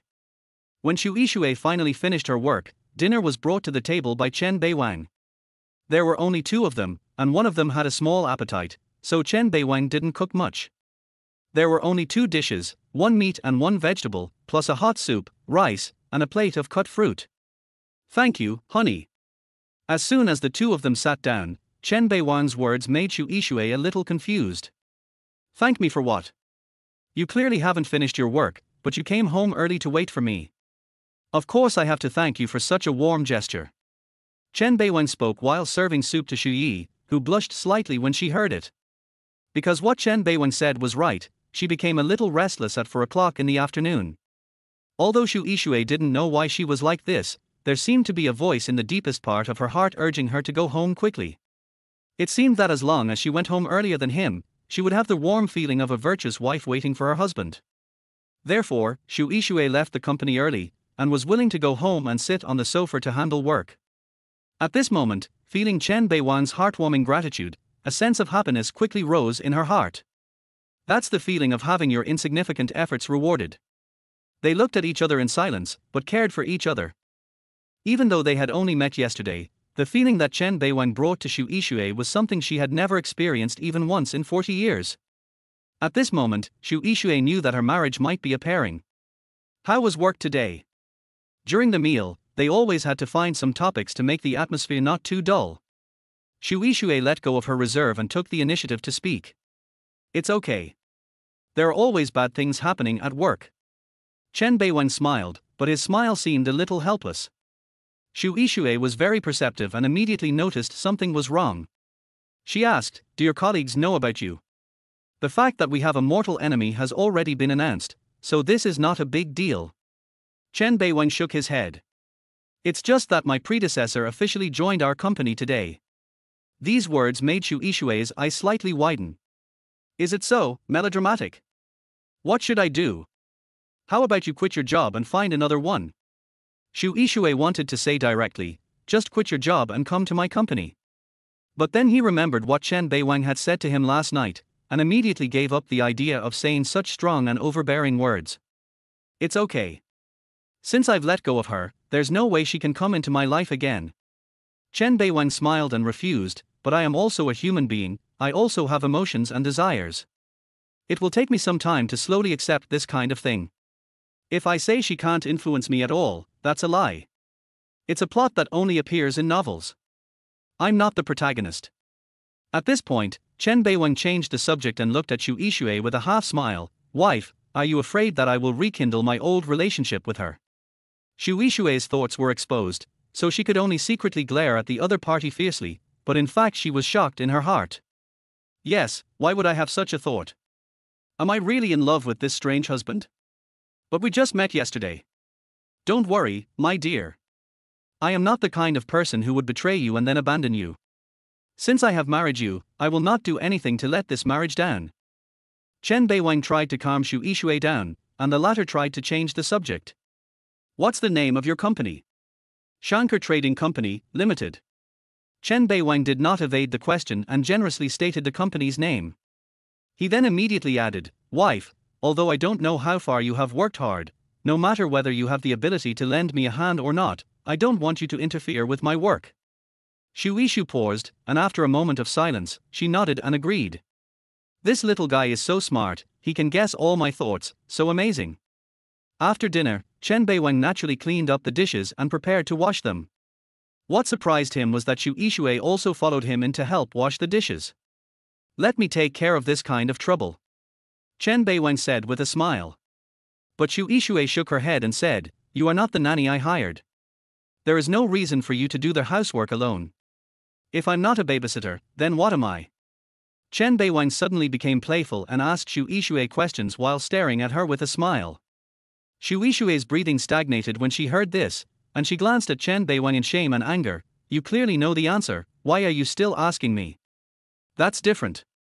What if the answer in my heart is different from the answer in your heart? It's just a childish trick. Wife, dear wife, please tell me Tilda." Chen Beiwang suddenly started to act coquettishly, but not at all effeminate, and instead, her behavior was full of humor and interest. Seeing Chen Beiwang sticking close to her, Xu Yixue's body gradually tensed up, and she spoke hastily in panic. "Husband. What's wrong, wife? Why are you calling me husband?"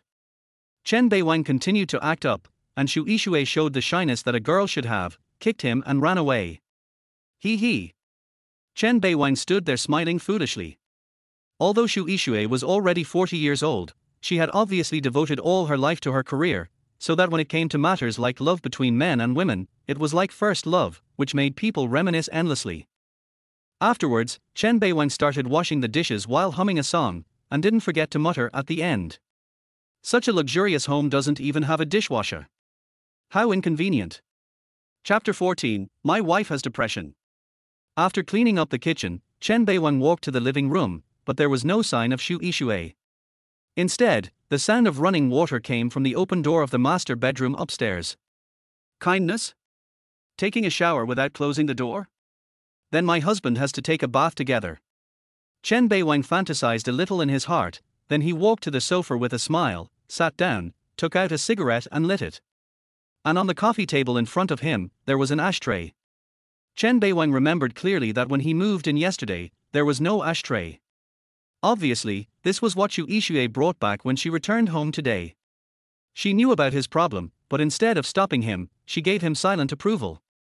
Several years later, beside Qinhu Lake in Charnbai Mountain, Chen Beiwang looked at the person he had been with for half his life and asked the questions that had troubled him for many years.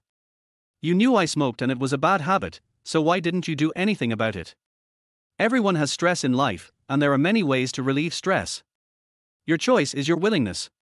A man is a young man until he dies. I don't want to erase your few ways to relieve stress. Even though I know this is bad for your health, even though I know this day will come.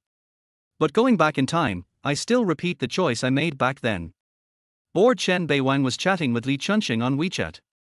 The latter was obviously upset about Lin Royue's sudden start of work, and coming to her ex-boyfriend's company. He vowed to find out the whole story. Chen Beiwang's persuasion was useless, so he didn't bother to pay attention to this stubborn guy. Just then, there was a sudden call from upstairs. Are you busy? What's wrong, honey? I'm very free. Chen Beiwang's eyes lit up. Did he want me to help him scrub his back? I have something in my bag, please help me bring it up. In the bag? Chen Beiwang subconsciously looked at the custom-made Chanel handbag on the side of the sofa, and then opened it. Some cosmetics, a box of medicine, and a pair of black lace panties. Oh my god, let's do it. Needless to say, men's eyes will synchronously fall on the black sexiness. The same thing happened to Chen Beiwang. He wanted to look away, but his eyes just wouldn't listen to his brain's control. Did you see that? My spare underwear. Xu Yixue's voice upstairs was a little shy. She never said the word underwear, probably because she felt it was not classy enough. Oh okay, honey, I'll bring it up to you right away. After saying that, Chen Beiwang took a deep breath, then suddenly grabbed the black underwear and walked upstairs. Wait, why is there a box of medicine in the handbag? With doubts in his mind, Chen Beiwang came to the door of the master bedroom on the second floor. Opposite it was the bathroom door, which was made of frosted glass. Through the mist and light, you can just see the graceful and sexy figure inside, as well as the refreshing fragrance coming from the slightly open door. The next second, the bathroom door opened a little again, and a white little hand covered with water droplets stretched out. Give me. Just 2 words, but filled with shyness and nervousness. Chen Beiwang suppressed the strong impulse in his heart, walked quickly forward, put the thing in the little hand, then turned around and hurried downstairs. He felt that if he looked at it for just 2 more seconds, the primitive power would no longer be suppressed. Don't think that Chen Beiwang is a pervert. No one is saint. When faced with a beauty on earth, with the buff of his legal identity, who can control himself? Chen Beiwang went downstairs as if he had fled, sat on the sofa and took deep breaths. But in just a moment his attention was attracted by the box of medicine. Duloxetine. Chen Beiwang's brows frowned instantly. Depression medication. His family runs a clinic, and his parents both graduated from reputable medical schools, so Chen Beiwang knows very well what duloxetine is used for. But Chen Beiwang never expected that his newly married wife would be suffering from depression. Next, Chen Beiwang opened the duloxetine, and inside was not an instruction manual, but a handwritten case note. There are a few words printed on the top of the desk: Jingxi People's Hospital. The signature is the chief physician of the psychology department, Chen Guangming. In the middle section are the handwritten medical records and medication rules of the doctor named Chen. Moderate depression, once a day, recheck after 3 courses of treatment. Or moderate depression. Chen Beiwang's brows furrowed even tighter, and after a moment he seemed to realize something. Xu Yixue is 40 years old and has never been married and has no serious love experience. She has spent half her life building her career. It is normal for a woman like her to feel pressure. However, these are just Chen Beiwang's guesses, and the specific situation needs further investigation. Thinking of this, Chen Beiwang immediately sent a message to Li Chunxing. Big head, please ask for half a day off tomorrow. I have something to do.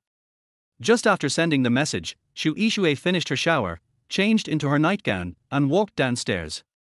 Seeing this, Chen Beiwang continued to look at the desk in his hands without saying a word. Xu Yixue walked over, and when she saw Chen Beiwang seriously studying his diagnosis report, her pretty face suddenly changed, and then she snatched it away. Why are you rummaging through other people's things? Xu Yixue wanted to get angry, but when she looked at Chen Beiwang's innocent and indifferent expression, she couldn't get angry at all. Honey, you asked me to help you with your underwear, but your handbag is so small, so it's natural that it was seen. Chen Beiwang looked innocent, which made Xu Yi so angry that she was itching but she could do nothing about it. But soon, Xu Yixue's face became strange, as if she had lost all her strength. She sat down on the sofa and said softly, "Are you surprised to know that I have this disease?" She was prepared for Chen Beiwang to back down. Illness? What illness? However, Chen Beiwang asked back with a look of surprise, then picked up the duloxetine. Wife, do you call depression a disease? Alas, it seems that your husband still needs to teach you a lesson. Who among those who are trying to survive in society these days doesn't suffer from depression? Depression, schizophrenia, multiple personality disorder, these are everywhere. There's nothing I can do. Life is stressful, and people have to find ways to relieve it. Depression is nothing. You're talking as if I don't have it. You have depression too. Xu Yixue's originally lost expression suddenly aroused Chen Beiwang's curiosity. Have. Chen Beiwang nodded heavily and said seriously, I have severe depression. If I can't see you for a day, I will want to commit suicide. Phew. Xu Yixue burst into laughter instantly, and her smile at that moment was as dazzling as blooming mountain flowers. Don't worry. It's just depression. You have a husband now. These minor illnesses and disasters will gradually go away. Seeing Chen Beiwang trying to liven up the atmosphere and comforting her soul, Xu Yixue's eyes became softer, and thousands of words came to her lips, and finally turned into a well-behaved and happy. Kindness. Chapter 15, My wife is depressed because. Nothing happened that night. The next morning, Chen Beiwang got up early and prepared breakfast for Xu Yixue. Unlike what Xu Yixue, a native of the area, made, Chen Beiwang had prepared the ingredients before going to bed last night and made authentic Jinling snacks. Pot stickers with soup dumplings, plus osmanthus and red bean rice dumplings. Xu Yixue praised the breakfast highly. There was also a hint of surprise in her eyes when she looked at Chen Beiwang, as if she couldn't expect that this little man could be so capable. Don't be so surprised, honey. I am from Jinling. Your mother-in-law taught me this when I was little. Hearing Chen Beiwang mention the term mother-in-law, Xu Yixue's pretty face flushed, but she soon thought of something, and her beautiful eyes darkened. They probably don't know about your marriage yet, right? Xu Yixue was a little scared. She was afraid that Chen Beiwang's parents would not be able to accept a woman of her age. After all, Chen Beiwang is only 25 years old, and his parents are at most 50 years old. How can the age difference between his daughter-in-law and her parents-in-law be less than 10 years? Chen Beiwang looked at Xu Yixue's expression and knew what she was worried about. He said decisively, I didn't tell my family because I was planning to give them a surprise later. Are you sure you're not frightened? Xu Yixue smiled bitterly, her tone full of helplessness. Why are you scared? Chen Beiwang pretended to be confused. You are talented, smart, perseverant and capable, rich and beautiful, gentle and generous. Although we have only been together for 2 days, I really feel that I can't finish describing your advantages in a short time. My parents are so happy to have such a high-quality daughter-in-law, why would they be scared? But age. Just as Xu Yixue was about to speak, she was interrupted by Chen Beiwang. What era is this? How can there be age discrimination? How many celebrities and internet celebrities marry a wife who is 20 or 30 years younger than themselves? Aren't there many such cases? Is it illegal to swap the genders of a man and a woman so that the woman is older than the man? Although Chen Beiwang's words sounded a bit twisted, what he said was indeed reasonable and it also effectively dispelled Xu Yixue's worries. Okay, I'm going out, honey. See you tonight. Chen Beiwang greeted Xu Yixue warmly and then left home neatly. Of course he didn't go to work, but drove straight to Beijing West People's Hospital. He had to find the chief physician to have a good talk with him about his wife's condition. After arriving at Beijing West People's Hospital, Chen Beiwang went straight to the floor where the psychology department was located. Then he found Chief Physician Chen Guangming on the registration machine and directly made an appointment with an expert. After waiting silently for nearly an hour, it was finally his turn. Chen Beiwang walked into the medical room and saw an old doctor with glasses and grey hair. Hello, Director Chen. Chen Beiwang greeted him politely, then sat down at the other party's gesture. Chen Guangming said with a smile, do you have anything to tell me? He is a psychologist and knows that attitude towards patients is particularly important, so he does not have a cold and arrogant attitude like the directors of other departments. Director Chen, I'm not sick. I came here to ask you about a patient. Chen Beiwang smiled and explained, her name is Xu Yixue.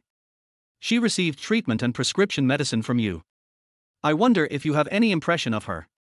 Yixue. Chen Guangming was stunned for a moment, and his expression showed some vigilance. Who are you? Why are you asking about her? The registration record showed Chen Beiwang's name, which was different from Xu Yixue's last name. So at his age, it was unlikely that he was Xu Yixue's younger brother, so Chen Guangming couldn't help but be alert. I'm her husband. However, after Chen Beiwang revealed his identity, he was met with a sneer from Chen Guangming. Boy, this is Jingxi People's Hospital, a holy place. How can you be a liar and come here? And your husband? You are 25 and he is 40. Can't you even make up a lie? Chen Beiwang had long guessed that Chen Guangming would not believe it, and if he wanted to inquire about Xu Yixue's condition, he had to do so in the capacity of a family member, so he was well prepared.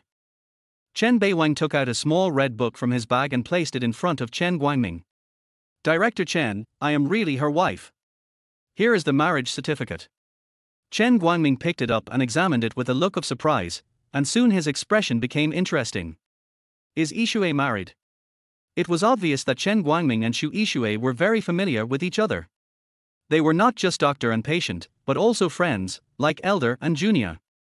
After saying that, he looked up at Chen Beiwang who was smiling, with even more surprise in his eyes. Director Chen, I just learned last night that my wife has depression, so I came here to ask about her situation. Listening to Chen Beiwang's words, Chen Guangming suddenly laughed, and it was a very happy laugh. Chen Beiwang can't do this, what are you laughing at? It seems that Yixue's illness can be cured.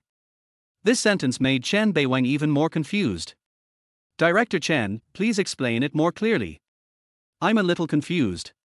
Since you are Yixue's husband, let me ask you, have you ever had sex together?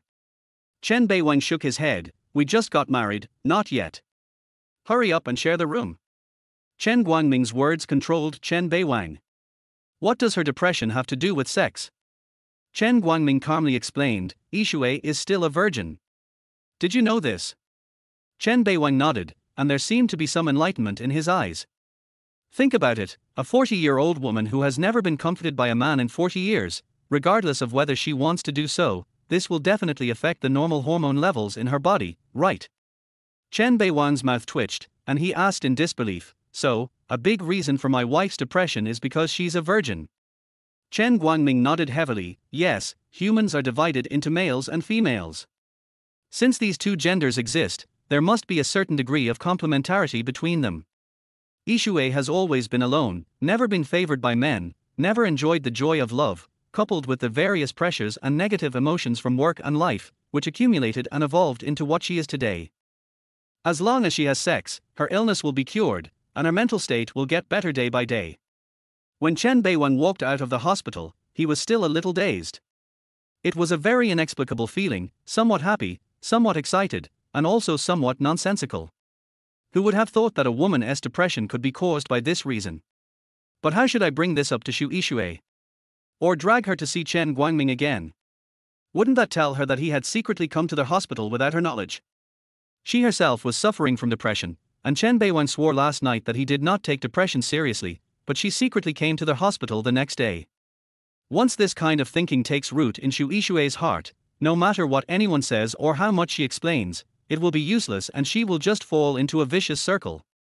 Chapter 16, The Sick Ex-Girlfriend. After thinking for a long time, Chen Beiwang finally sighed helplessly. As long as depression is handled properly, there is no risk, so it is better not to rush into it. He finally decided to take a gradual approach, and once everything was in place, things would naturally fall into place, and there was no need to rush. After thinking this through, Chen Beiwang planned to go to the parking lot and drive away, but he suddenly stopped, frowned slightly and looked towards the distance. There, Lin Royue had just walked into the hospital gate. Even though she was wearing a mask, Chen Beiwang was very familiar with her after 8 years of love. The clothes she was wearing now were bought for her by Chen Beiwang. What is Lin Royue doing in the hospital? And she was alone, without even anyone to accompany her? Chen Beiwang was a little curious. Lin Royue's personality was such that she really liked doing things together and was extremely disgusted with being alone. For example, she would never go out alone, such as shopping, watching movies, and eating. Since Chen Beiwang didn't have time, she contacted her sisters. But now she came to Jingxi People's Hospital alone, and judging from her hurried steps, she was obviously a little anxious. You didn't bring any companions with you. Is there some secret that you don't want anyone to know? Chen Beiwang wanted to turn around and leave, but when he thought about the 8 years of relationship, he realized that he was a flesh and blood creature after all. What if something happened to Lin Royue? Thinking of this, he turned back again and followed quietly. Lin Royue went to the consultation desk first. Chen Beiwang was not far behind her and could clearly hear her conversation with the nurse. Hello, which floor is the obstetrics and gynecology department on? It's on the 8th floor. You can take the elevator up. Okay, thanks. Watching Lin Royue rushing to the elevator, Chen Beiwang frowned tightly. Obstetrics and gynecology. Is she pregnant? But that doesn't make sense. Chen Beiwang thought back and realized that Lin Royue cheated on him about a week ago. Then she disappeared, and Chen Beiwang couldn't contact her. He then completely confirmed the fact that she was cheated on. Finally, he got drunk in the bar and achieved enlightenment. It's only been 6 or 7 days since today, how is it possible to get pregnant? Chen Beiwang was even more curious, so he immediately took another elevator and went straight to the 8th floor. It's just that he came up a little late, and because of the huge crowd, he lost sight of Lin Royue for a moment. However, Chen Beiwang did not give up and kept searching in every department, but he never saw anyone. Chen Beiwang was extremely puzzled. The obstetrics and gynecology department was so small. Could it be that Lin Royue had flown away? Wrong. Chen Beiwang's heart suddenly tightened and he turned around abruptly to look at the distant corridor. There are 2 sides when you come out of the elevator. One corridor is where Chen Beiwang is standing now. This place is full of pregnant women with big bellies who come for checkups or to make appointments for abortion surgery. The other side is different. It also belongs to obstetrics and gynecology, but it is used to treat diseases. Could it be? Could it be? Chen Beiwang immediately walked to the corridor on the other side, and soon he found Lin Royue. At this time, the woman had just walked out of a department. She was still wearing a mask, but it was not difficult to see that her face was pale, her eyes were dull, and she walked like a walking corpse. She obviously didn't notice Chen Beiwang and continued to stagger forward. "What are you doing in the obstetrics and gynecology department?" Suddenly, Chen Beiwang's voice startled her. When she looked up and saw that it was her ex-boyfriend, she suddenly panicked and subconsciously protected the diagnosis sheet in her hand behind her back. "Beiwang? Why are you in the obstetrics and gynecology department?" Lin Royue quickly adjusted her mood, then a smile appeared in the corner of her eyes and she asked softly, "Are you ill?" Chen Beiwang glanced at the department that Lin Royue walked out of. There was a sign hanging on it that read, "Bacteriology Room." Chen Beiwang, who was originally a medical practitioner, immediately realized that Lin Royue must be ill. "I just don't know if it's just a common inflammation or an infectious disease that scares people into quitting the CCP." After listening to Chen Beiwang's words, Lin Royue's breathing stagnated, and then she pretended to be calm and smiled. "It may be a period thing, some inflammation, I'll be fine after taking some medicine." After saying that, Lin Royue was about to leave, but was grabbed by Chen Beiwang. What are you doing?" Lin Royue was the kind of person who cared very much about her reputation, so when faced with Chen Beiwang's tyranny, she didn't dare to shout or scream. She could only try to break free with her face red in anxiety. Chen Beiwang didn't give Lin Royue any chance. He snatched the diagnosis report and checked it. "Syphilis, stage 1. The 4 particularly obvious words made Chen Beiwang subconsciously let go of his hand. "Give it back to me." Lin Royue snatched back the diagnosis sheet, her face turned pale again, and she leaned against the wall in the corridor, trembling. "Is it that old fat pig?" Chen Beiwang remained calm, but a little frightened. He tried hard to recall the last time he slept with Lin Royue. He was afraid that they had been having an affair and he would be infected. But after thinking about it carefully, Chen Beiwang felt relieved. It had been almost half a year since the last time they slept together. Because the two of them had been arguing more and more in the past 6 months, Lin Royue became increasingly dissatisfied with her current life. The two of them hardly talked to each other at home every day, let alone having sex. Half a year had passed, and Chen Beiwang firmly believed that Lin Royue had not done anything to let him down at that time. When Chen Beiwang mentioned that person, Lin Royue nodded miserably. "He's just a jerk. He took my body with a meal from a high-end Western restaurant and a bouquet of flowers, then disappeared without a trace, but he infected me with this disease." Although Lin Royue didn't want to reveal these things, syphilis broke down her psychological defenses. Facing the man she had been with for 8 years, her tears finally burst out. Chen Beiwang didn't expect that the fat man who looked so prosperous and like a wealthy man was actually a sex scammer. Poor idiotic woman like Lin Royue, she really thought she could live a luxurious life by hooking up with a rich man. Just as she said, a meal and a bouquet of flowers took away Lin Royue's body. To put it bluntly, not only did she get nothing, she also got sick. This kind of terrible and bloody plot can only happen to a woman like Lin Royue. She thought she was very smart and that she could play with men like toys in her hands, but she didn't know that her distorted economic concept had already ruined her. Chen Beiwang didn't know what to say at this moment. To be precise, there was no wavering in his heart. He just stood there and looked at Lin Royue calmly, letting her sob softly. "So you went to work at Shankar Trading Company, Limited really for me?" Only then did Chen Beiwang realize that she must have remembered his kindness again and was trying to appear in front of him again. Lin Royue nodded slightly, then stood up excitedly. "Beiwang, I know I don't deserve your forgiveness in my current state, but syphilis can be cured, so you don't have to be afraid, and don't despise me. But I beg you, don't spread this matter. You think too much." Chen Beiwang said lightly. "I'm not that despicable. You can handle this matter yourself. Besides, whether you are cured or not has nothing to do with me." After that, in Lin Royue's petrified gaze, Chen Beiwang left in style. Chapter 17. Join forces to get the order. Chen Beiwang was not in a hurry to leave the hospital, but instead registered for a thorough full-body examination. Although he was sure that nothing had happened to him, scientific methods were ultimately more practical. Only when the test results came out did he feel completely relieved. Looking over his body, Chen Beiwang's biggest illness was rhinitis, which he contracted when he first moved to Beijing. "There's no way, I'm not used to the local climate and water." As for Lin Royue's syphilis, Chen Beiwang also put it out of his mind. It could be cured anyway, and it was her own fault.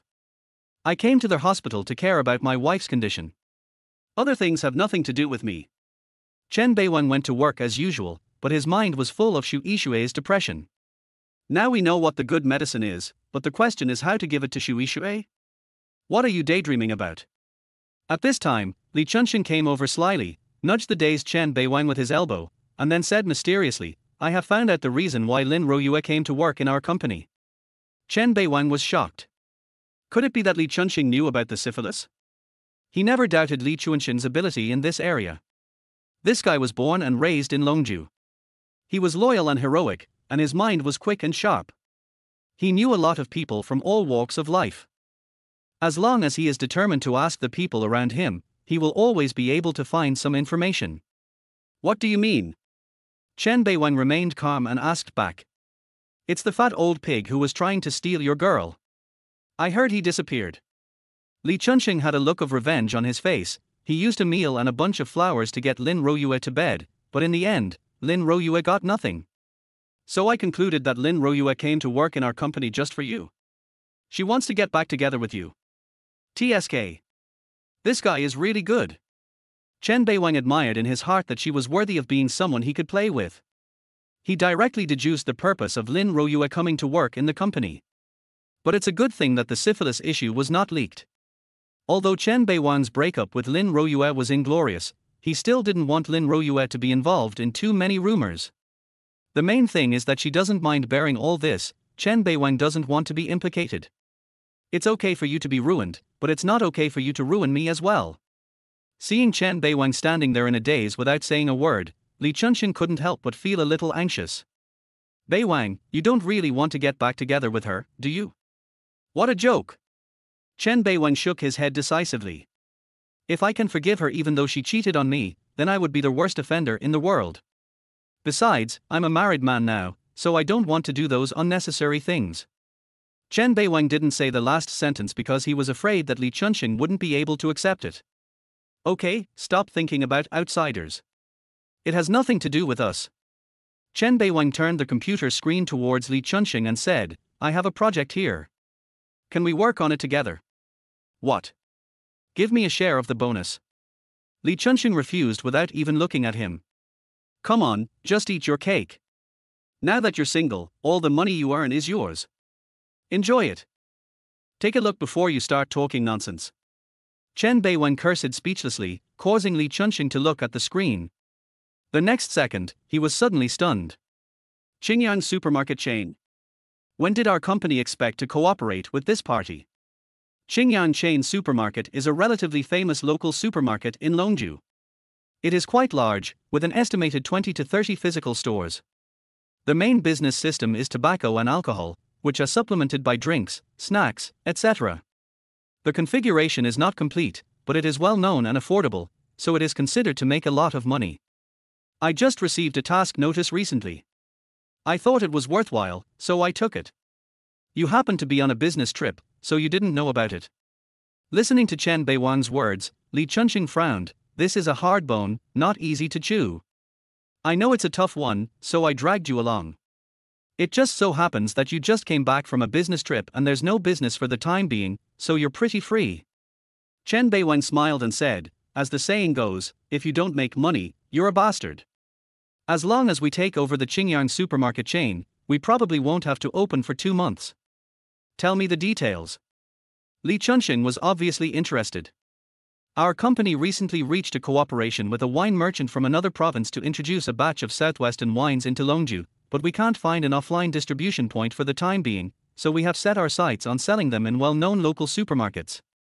As long as the Qingyang supermarket chain agrees to let us put Southwest wine on the shelves, this will be a success. And think about it, the Qingyang supermarket chain has nearly 30 stores in total, and each store is considered a small order. The final bonus. Li Chunxing's eyes suddenly lit up. Are there 13 or 14? Chen Beiwang smiled and shook his head when he heard that, then held up 2 fingers, guaranteed 20. Hiss tilde. Li Chunxing took a deep breath. This meant that the store would not be open for more than 2 months. It would take half a year or even less than a year to open. After all, their monthly basic salary is only 5,000 yuan. Damn.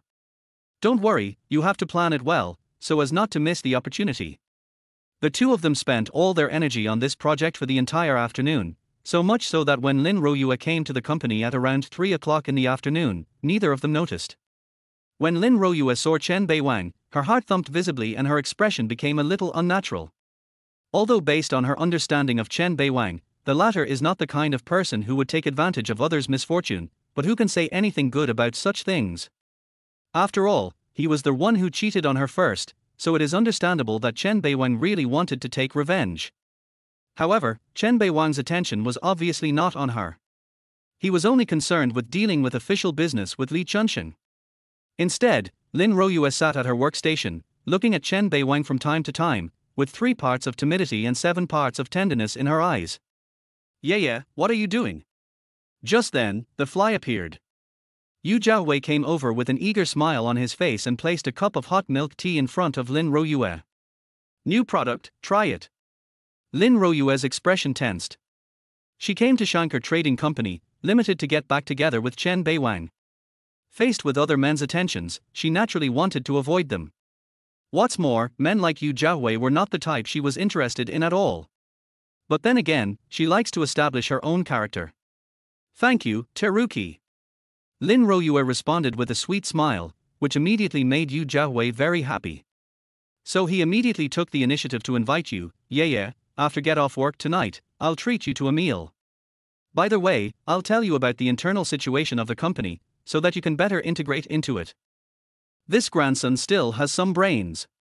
If he invites her directly, it will definitely give people a chance to talk nonsense, and Lin Royue may even politely refuse. But as long as he adds a legitimate reason, the possibility will naturally increase a lot. Chapter 18 Licking Dog Yu Jiaowei. When Yu Jiaowei invited Lin Royue to dinner, many colleagues nearby pricked up their ears.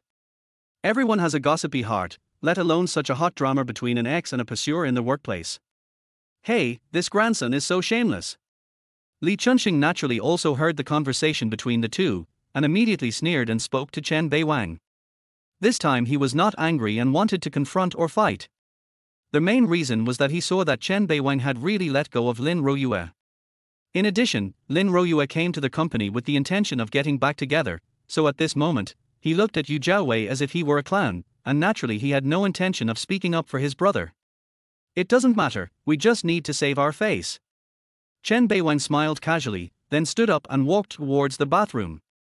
Seeing this, Li Chunxing hurriedly followed. Lin Royue, who was still hesitating, saw Chen Beiwang and the other man get up and leave.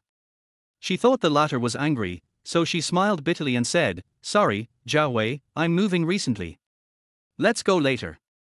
The rejection in these words was extremely obvious, and it also caused many colleagues to murmur and laugh at Yu Jiaowei. But Yu Jiaowei was the only one who didn't hear it like a fool. He hurriedly said, "Let me help you move. I happen to be free at night." "That's really not necessary. I've already found a moving company, and I have a few sisters with me." Lin Royue remained polite and friendly with a smile on her face, but she was actually a little angry inside. Is this person a fool? He can't even hear such an obvious rejection. Seeing this, Yu Jiaowei could only touch his nose in dismay, then smiled awkwardly and said, "Okay, if you need me, just let me know." A group of colleagues watched Yu Jiaowei leave awkwardly and laughed quietly. This is what is called a bootlicker, and a pure-blooded one at that. At this moment, Chen Beiwang and Li Chunxing were smoking in the bathroom, and then they saw Yu Jiaowei walking in with a gloomy face. He was also stunned when he saw the two of them, then he snorted coldly and walked to the other side to light a cigarette. Chen Beiwang was too lazy to pay attention to this grandson and chatted with Li Chunxing. The latter said, "I plan to go there tonight to check out Xingyang chain." Big head. Chen Beiwang interrupted Li Chunxing in time, and the latter suddenly reacted and glanced at Yu Jiaowei who was smoking. This grandson always likes to do things that harm others and benefit himself, so it is better not to let him know about this project, otherwise who knows what trouble will arise. Yu Jiaowei appeared calm on the surface, but he was actually quite surprised inside. What are these two planning? He really wanted to hear more news, but the two of them just kept silent. Although he was curious, he could do nothing but leave. "We will carry out the Xingyang project in secret, and other colleagues will also keep it secret to prevent Yu Jiawei from knowing the situation. Chen Beiwang found an opportunity to give Li Chunxing some advice, and the two of them understood each other very well, and then waited until the end of get off work. Don't ask for information tonight, just follow me first. Chen Beiwang stopped Li Chunxing, who was about to leave, at the entrance of the building, and then took him to the parking lot while the latter looked puzzled. Huh? You bought a car? Li Chunxing was delighted. I never thought you could save some money while you were dating Lin Royue. Upon hearing this, Chen Beiwang just smiled without saying anything, then took Li Chunxing to stop in front of the DBS. Old Mater. However, Li Chunxing's attention was on the old black Magetan next to the DBS. He smiled and nodded, not bad, although the old Volkswagen has more minor problems, the Magetan is still a good car. How many tens of thousands did you pay for it? The Magetan is good, but it is not worthy of the nobility of you and me, brothers. Chen Beiwang grinned and sat on the hood of the DBS. This scene immediately frightened Li Chunxing, and he quickly pulled him up and said, "Are you crazy? What if you damage someone's car? This is a fucking DBS. We can't even afford it even if we sell both of us." As he spoke, Li Chunxing took a few more glances at this exceptionally gorgeous DBS, with expectation clearly revealed in his eyes. There is no man who doesn't love cars, let alone this top sports car. Although it is not as good as those pedigree supercars that cost tens of millions, it is also not a luxury toy that ordinary people can easily get.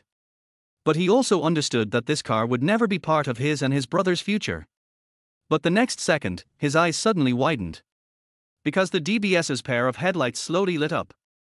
Then, he turned his neck somewhat stiffly and his eyes fell on Chen Beiwang, who was holding a car key with a smile on his face. You, this car. Li Chunxing temporarily lost the ability to speak. His eyes flickered back and forth between Chen Beiwang and DBS, his expression of shock beyond words. It's mine, then. Chen Beiwang originally wanted to say that this was his car, but the owner was his wife and the car was not in his name, so it was not rigorous enough. However, his words made Li Chunxing suddenly feel disappointed. You rented it. Do you want to experience the youth of owning a luxury car? Get in the car first and I'll take you for a ride. Seeing that there were many people here, Chen Beiwang did not explain much. Li Chunxing also got on the passenger seat excitedly. No matter where the car comes from, just experience it first. As the DBS roared along the ring road, Li Chunxing's face was filled with excitement as he touched and looked at the car here and there. Then Chen Beiwang drove the car to the far suburbs and found a very open concrete site. Come on, try it.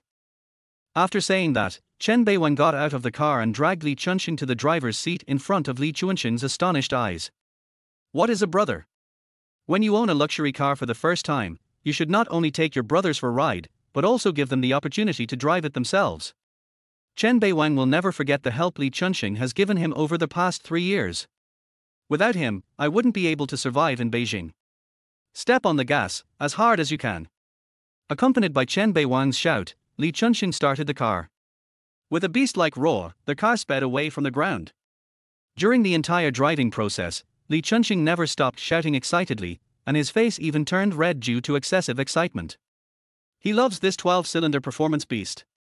Fuck, is this the charm that money brings? No, once I get Xingyang's order, I'll rent it for 2 days and take you out to play. This car is not rented, it was given to me by my wife. Squeak. The DBS braked suddenly and stopped on the spot, leaving long tire marks on its rear. Li Chunxing turned his head in surprise and looked at Chen Beiwang, who was smiling in the passenger seat. Wife. You just broke up with Lin Royue and you hooked up with a rich woman. Big head, your words are not precise enough. The smile on Chen Beiwang's face grew wider. Dude is married now, is there anything wrong with calling me wife? Chapter 19, I am afraid of my brother suffering, but I am also afraid of my brother driving a Land Rover. Li Chunxing suddenly felt that his clever brain was not enough. How did the word married person come to Chen Beiwang? He has been in love for 8 years. I just broke up with him a week ago. Wait a minute. Li Chunxing held his temples with both hands. I'm a little down, please give me some time. Chen Beiwang just looked at Li Chunxing with a smile, without interrupting, just waiting quietly. After a moment, Li Chunxing spoke again. You mean, you're married? Chen Beiwang nodded. Is it like the couples in the game getting married or something? Without saying a word, Chen Beiwang took out the little red book from the armrest box. Fuck you. Li Chunxing was stunned when he saw the little red book. He quickly opened it and checked. Your wife's name is Shu Yishui? How come I have never heard of this name?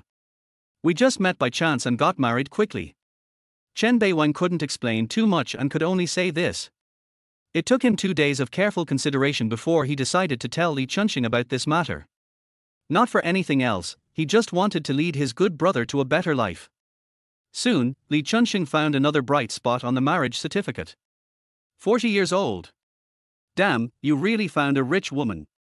She is old, but she bought a DBS for Chen Beiwang. Isn't she a definitely rich woman? Don't be so harsh, we are a legal couple. Chen Beiwang shook his head and laughed, then told the whole story that he now lived in a villa, drove a luxury car, and had a pocket money of 100,000 yuan every month. Li Chunxing was almost crying.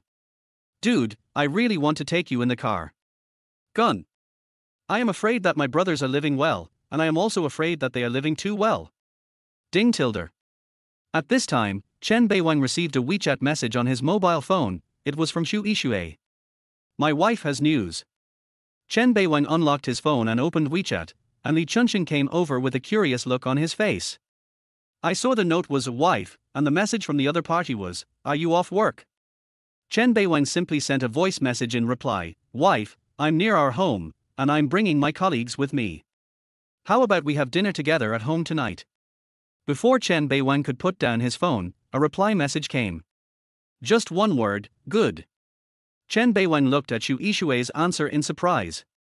He thought the other party would hesitate for a long time, but he didn't expect her to agree so quickly. Little did he know that Shu Yishui, who was sitting on the sofa at home at this moment, rushed to the bedroom on the second floor to clean up.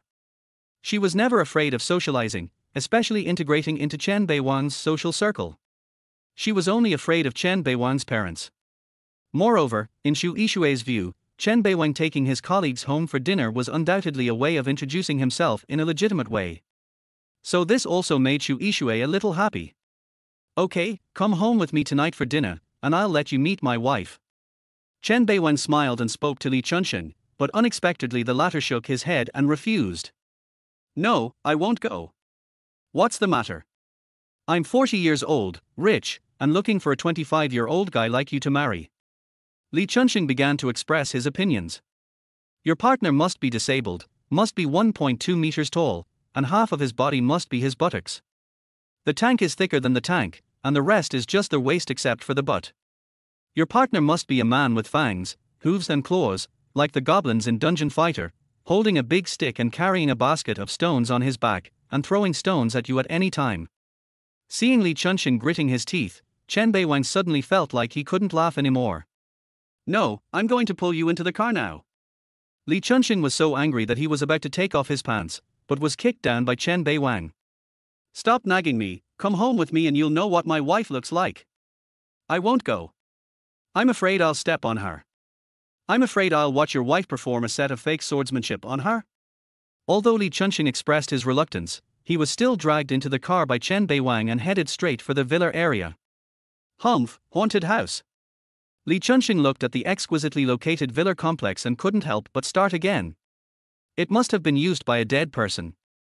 It's cheap and hard to sell. It's used to trick poor people like you. Chen Beiwang didn't bother to pay attention to the jealous guy. He drove the car directly into the garage and dragged him in. Wife, I'm back. Chen Beiwang shouted, and then he saw the kitchen door open and Shu Yishui came out wearing an apron. Wife, how did you cook? Chen Beiwang asked in surprise, but he was actually quite excited inside. Where could he find such a sensible wife? If you bring your colleagues back for dinner, I will naturally prepare dinner. Shu Yishui smiled generously and looked at Li Chunxing, who was completely petrified. Hello. Hello, hello. Li Chunxing was really dumbfounded. Even though he talked a lot on their way here, he was actually giving himself psychological comfort. After all, a 40-year-old old woman who is still rich must have some flaws no matter how you think about it. Either figure or appearance. He was afraid that he would be frightened after seeing the real person and thus ruin his brother's good deeds, so he prepared himself mentally. But the blow came too fast. The woman in front of him, Even though Li Chun has lived for 25 years and has been through many flowers, no one can compare to her. That stunning appearance, unparalleled figure, plus outstanding temperament, isn't this a perfect killer physique? What is a killer physique? Crush all the same sex. And just looking at her like this, she doesn't look like she's 40 years old at all. Wife, his name is Li Chunsheng, nicknamed Big Head. I met him when I first came to Longju 3 years ago. He has helped me a lot in the past 3 years and is my best brother. Xu Yishui, who had been keeping calm, suddenly became a little restrained when she heard Chen Beiwang say this. No wonder Chen Beiwang took her so seriously and took the initiative to bring his family to meet her. Thank you for taking care of him for the past 3 years. Xu Yishui bowed solemnly to express her gratitude, but this scene frightened Li Chunsheng. He could neither offer his hand to help nor refuse. He just kept mumbling like a dumb person, unable to utter a single word. Chen Beiwang looked at the scene with a little amusement, then pulled Li Chunsheng towards the kitchen. Come on, don't be nervous. Come cook with me.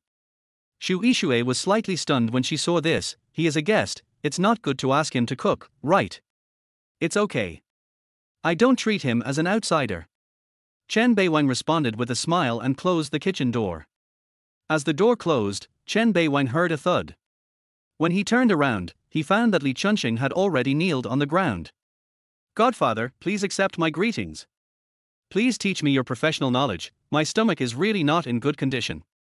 Chen Beiwang shook his head helplessly. What are you doing, envious? Unexpectedly, Li Chunsheng denied it and looked at Chen Beiwang with a sad face. Fuck you, I really want to strangle you to death. Chapter 20, The Gentle Wife Who Loves Details. How could he not be envious? Li Chunsheng felt like his heart was about to break. The term rich woman is really not suitable for Xu Yishui, because she is not even close to being a rich woman. This is clearly a wealthy older sister. Moreover, she has a beautiful appearance and a great figure, a top sister who is 1 in a million. So much so that while eating, Li Chunsheng's chopsticks made a crackling sound when he bit them, and then Xu Yishui asked a great question. Do you like eating with chopsticks? This simple sentence made Li Chunsheng feel ashamed, and Chen Beiwang laughed so hard that he fell backwards. He is simply jealous that I have found such a good wife, so he is gnashing his teeth in hatred. Listening to Chen Beiwang's words, Xu Yishui's pretty face flushed slightly. It was obvious that being praised in front of outsiders made her feel both shy and happy. After finishing his meal, Li Chunsheng planned to leave. He didn't want to disturb his brother's world of two. Chen Beiwang didn't force him to stay and planned to send Li Chunsheng home. Okay, I'll take a taxi back by myself, you should stay with your good wife. Standing at the gate of the courtyard, Li Chunsheng stared at Chen Beiwang with an angry look on his face, his tone full of deliberate sourness. By the way, Big Head, don't tell anyone about my marriage. Li Chunsheng nodded in understanding. Don't worry, how could I possibly disclose your privacy to others? No wonder you said you would let go of Lin Royue, but now you are so hated. After saying this, Li Chunsheng didn't stay any longer. He waved his hand and walked out of the community. Chen Beiwang stopped and watched for a moment, then walked into the villa with a smile. Xu Yishui was washing dishes, and she didn't seem to think that it was wrong for women to do these things. Honey, let me do it. Chen Beiwang walked over to Xu Yishui and took over the bowl and chopsticks, and said, Are you going shopping tomorrow? Because of the Qingyang chain supermarket project, Chen Beiwang and Li Chunsheng took 2 days off before getting off work today. They need time to understand the specific situation of Qingyang supermarket and then prescribe the right medicine. However, to find out the situation, one person is enough. Chen Beiwang selflessly handed the matter over to Li Chunsheng, so he naturally had a lot of free time tomorrow. Why do you suddenly want to go shopping? Xu Yishui asked, somewhat confused. Go shopping to relax and buy some daily necessities. Chen Beiwang pointed at the dishes and chopsticks with a smile. It will be convenient to buy a dishwasher. Xu Yishui only thought about it for a moment before agreeing. Okay, then I'll arrange things for tomorrow's work first. Although Chen Beiwang still doesn't know what his wife does, he is not curious and has never asked. In his eyes, if Xu Yishui wanted to say something, she would take the initiative to tell him. After washing the dishes, Chen Beiwang sat on the sofa and began to think about business. What's the matter?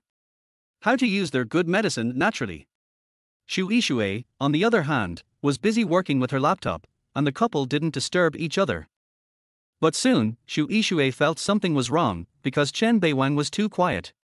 He didn't watch TV or play with his phone. He just sat there in a daze. What's on your mind? It's okay. I'm just thinking about the company project. Chen Beiwang laughed and brushed the matter off. Suddenly, his eyes lit up. Honey, would you like to drink something? Xu Yixue was slightly stunned. Why do you suddenly want to drink? It's a rare opportunity to have a day off tomorrow, and why don't we just celebrate our flash marriage? Chen Beiwang's excuses are quite reasonable, not exaggerated and not easily discovered. Seeing Chen Beiwang's high spirits, Xu Yixue did not spoil his fun, but agreed with a faint smile. You go buy the wine, I still have some work to deal with.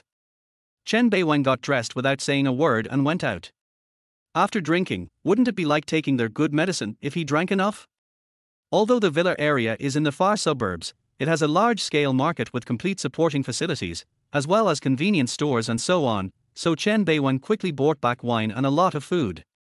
But when he put the things on the coffee table, Xu Yixue was a little dumbfounded. Xu Yixue had seen fried, grilled, and braised skewers, but had never eaten them. Seeing Xu Yixue's dazed expression, Chen Beiwang asked curiously, "What's wrong, wife?" Xu Yixue felt a little embarrassed when she heard this. "I've never eaten these things before." Chen Beiwang was stunned. Never eaten it. Then he suddenly realized that from the few days of contact, Xu Yixue had obviously lived a life of luxury since childhood, and the braised food and fried skewers were indeed roadside stalls, so it was understandable that she had never eaten them. But then Chen Beiwang was in a dilemma. If his wife didn't want to eat, he couldn't just let her drink it, right? Xu Yixue obviously noticed Chen Beiwang's embarrassment and immediately asked softly, "Are these delicious?" Chen Beiwang nodded almost subconsciously. This thing is a standard for countless young people who stay up late. Anyone passing by may eat it. If it doesn't taste good, it can't exist forever. Well, I want to try it. Xu Yixue's words made Chen Beiwang stunned for a moment, and then he smiled warmly. My wife is really considerate and thoughtful of me in every way.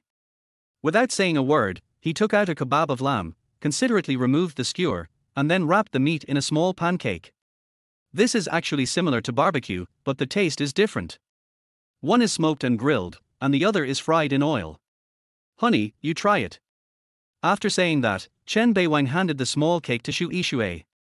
The latter blushed a little because of the ambiguous act of feeding, but still opened her cherry mouth when she smelled the tempting meat aroma. With just one sip, Xu Yixue's beautiful eyes lit up slightly. It's quite delicious.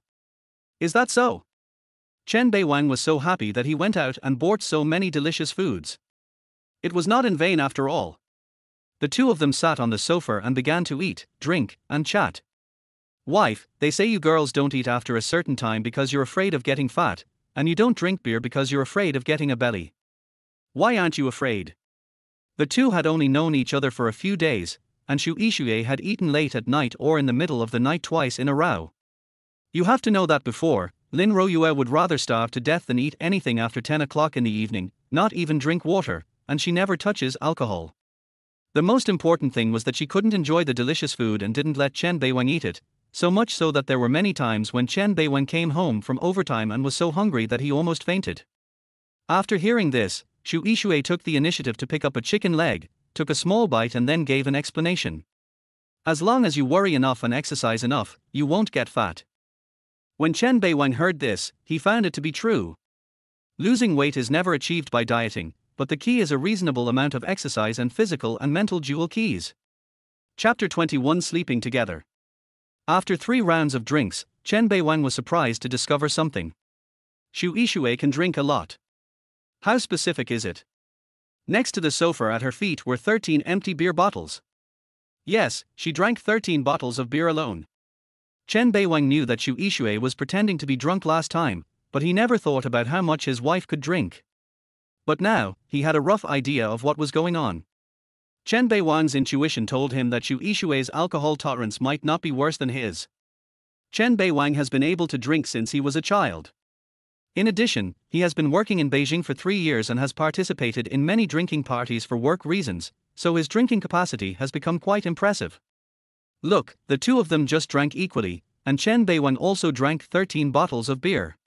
Based on his understanding of himself, he estimated that 23 or 4 bottles would be his limit. Of course, this is just beer. Foreign liquor, red wine, and white wine are another matter. But he never expected that his wife was also a heavy drinker. But judging from Xu Yishui's expression, she obviously had too much. This also made Chen Beiwang feel a little relieved. If he couldn't drink more than her, how could he use their good medicine? Bang! Finally, after Xu Yishui drank the 15th bottle of beer, she collapsed on the sofa.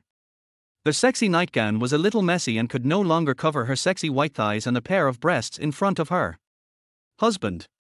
The drunk Xu Yishui once again called out the name that she didn't dare to say when she was sober. This also made Chen Beiwang a little confused. Because last time Xu Yishui pretended to be drunk, she drastically changed her usual elegant and cool appearance, and even asked me to call her wife or something like that. Is he pretending to be drunk this time too? Or does Xu Yishui become like this whenever she is under the influence of alcohol? Chen Beiwang couldn't judge for a moment, so he didn't dare to make any excessive movements. He could only move closer to Xu Yishui, who also stretched out her snow-white feet and placed them on Chen Beiwang's thighs. My feet are cold. After hearing this, Chen Beiwang pulled the blanket on the sofa, wrapped his feet, and then tested him softly. Honey, are you okay? Xu Yishui curled up on the sofa and hummed. How could she look like a 40-year-old woman? Her behavior, expression and tone are very much like a little girl in her early 20s. Wait a little longer. Chen Beiwang drank his wine by himself, planning to wait and see the specific situation of Xu Yishui. But at this moment, Xu Yishui staggered over and sat up, then, in Chen Beiwang's astonished eyes, threw herself into his arms. What made Chen Beiwang even more stiff was that Xu Yishui's pair of smooth and cold hands reached into his clothes from under his back and hugged him tightly. Dry. Chen Beiwang's breathing became a little heavier. If he continued like this, it would not be a matter of whether he wanted to help his wife with treatment, but he would be the first to lose control. Husband. At this time, Xu Yishui raised her head slightly, and her rosy face was right in front of Chen Beiwang. The woman's eyes were blurred but charming, and her long fluttering hair showed her unique charm. Husband, dear. Having said that, Xu Yishui directly hit Chen Beiwang on the mouth, and the latter became completely stiff. Even though he had Lin Royue before him and was quite experienced, his mind still went blank when this legitimate wife took the initiative to kiss him. The feeling was different. Xu Yishui's cherry lips were just like her hands and feet, icy cold and with a hint of alcohol. Her tongue, like a tiny red snake, was moving crazily in Chen Beiwang's mouth. The primitive impulse overcame Chen Beiwang's reason at this moment. He resolutely picked up Xu Yishui and strode upstairs to their master bedroom. Laying him down on the bed, Chen Beiwang took a deep breath, then turned around and walked into the bathroom. He wants to take a nice shower. Unfortunately, as he was taking a shower, he gradually calmed down and suddenly realized that what he was doing was somewhat inhumane. Xu Yishui is his legal wife. If they really want to have sex, why do they need the assistance of external objects? Moreover, if I do this while Xu Yishui is not sober, will Xu Yishui hate me after she sobers up? Alas, you can't use dirty tricks. Chen Beiwang sighed, wiped the water off his body and walked out of the bathroom. At this time he found that Xu Yishui had fallen asleep, and this time she was really fast asleep. Her subtle breathing and snoring movements proved that Xu Yishui was sleeping soundly. She tilted her face to the side like Sleeping Beauty, and her all-round, beautiful face looked so moving and beautiful at this moment. Chen Beiwang stared at it for a moment, then smiled gently. It's better to fall asleep so that I won't be dominated by primitive impulses again. But we can't do that, but at least we can sleep together, right? Chen Beiwang laughed and closed the door of the master bedroom.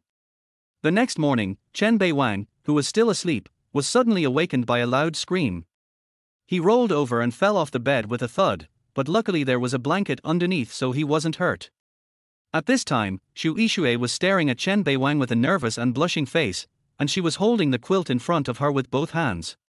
Because when she woke up just now, she found that she was naked except for her underwear.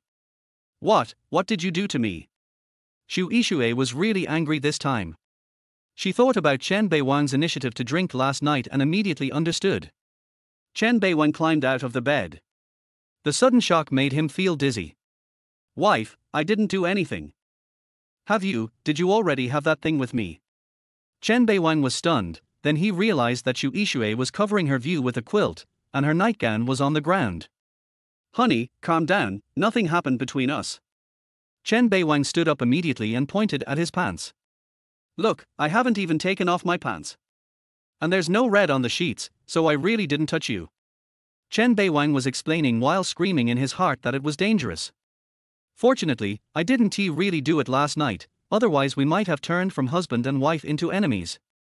After hearing Chen Beiwang say this, Shu Ishui gradually calmed down, and then a hint of embarrassment appeared on her face. She also suddenly remembered that the handsome young man in front of her was her legitimate husband. And my reaction was so violent, I guess I must have hurt his feelings, right? As expected, Shu Ishui felt a pain in her heart when she saw Chen Beiwang standing there with a bitter face and looking extremely depressed. My tone was too harsh just now, sorry. Shu Ishui didn't know why she felt heartbroken, but she couldn't bear to see Chen Beiwang looking aggrieved and disappointed. But Chen Beiwang didn't really think so. He just felt that he had done nothing wrong last night. Seeing Shu Ishui suddenly apologize, he couldn't help but smile. Why apologize? If I really took advantage of someone, you would be angry. After all, I didn't get your consent. Don't worry, honey. I don't blame you at all. Chapter 22, From now on, I will take you on a trip.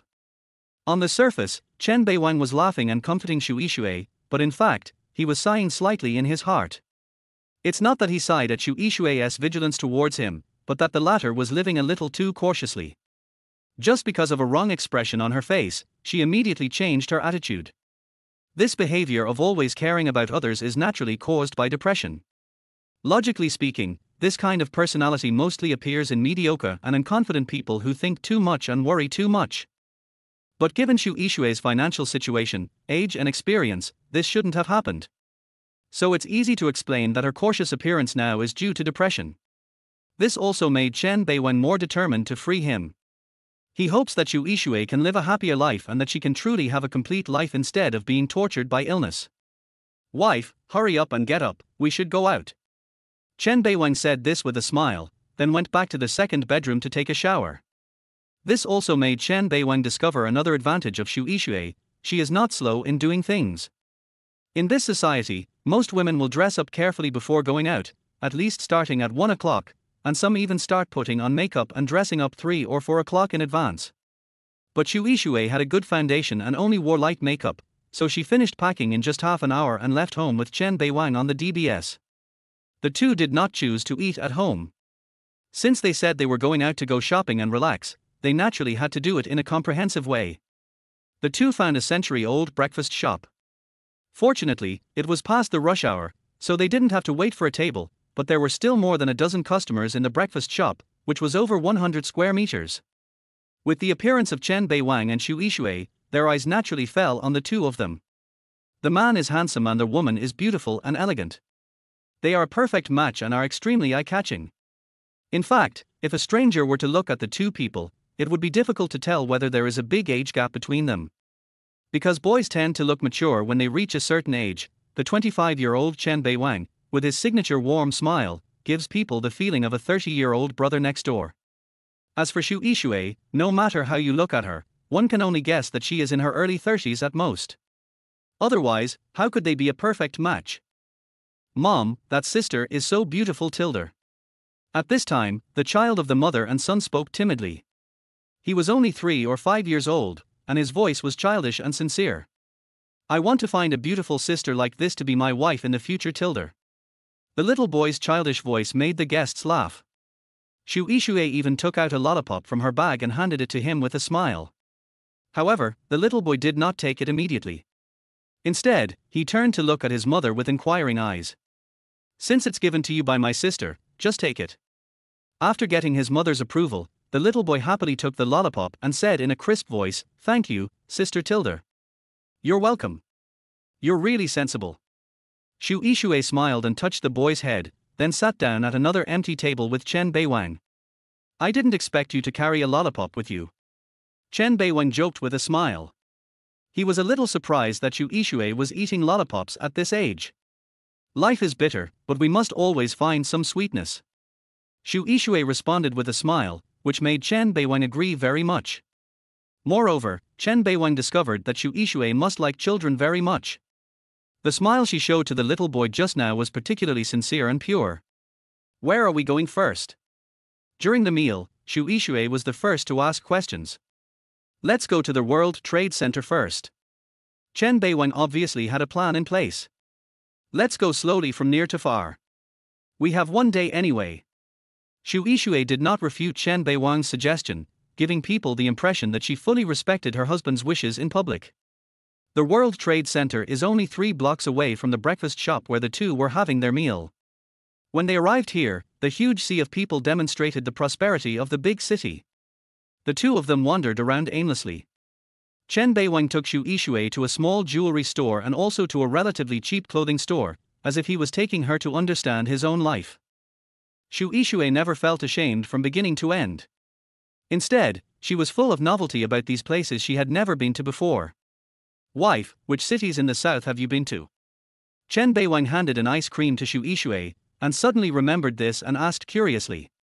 Unexpectedly, Xu Yixue shook her head and said, I have never been to the south.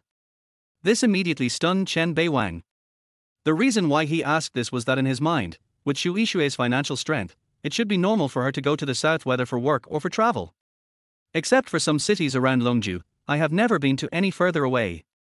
Xu Yixue replied calmly, when we were dating before, they said they would travel with me, but before I thought it was time to travel, they left me.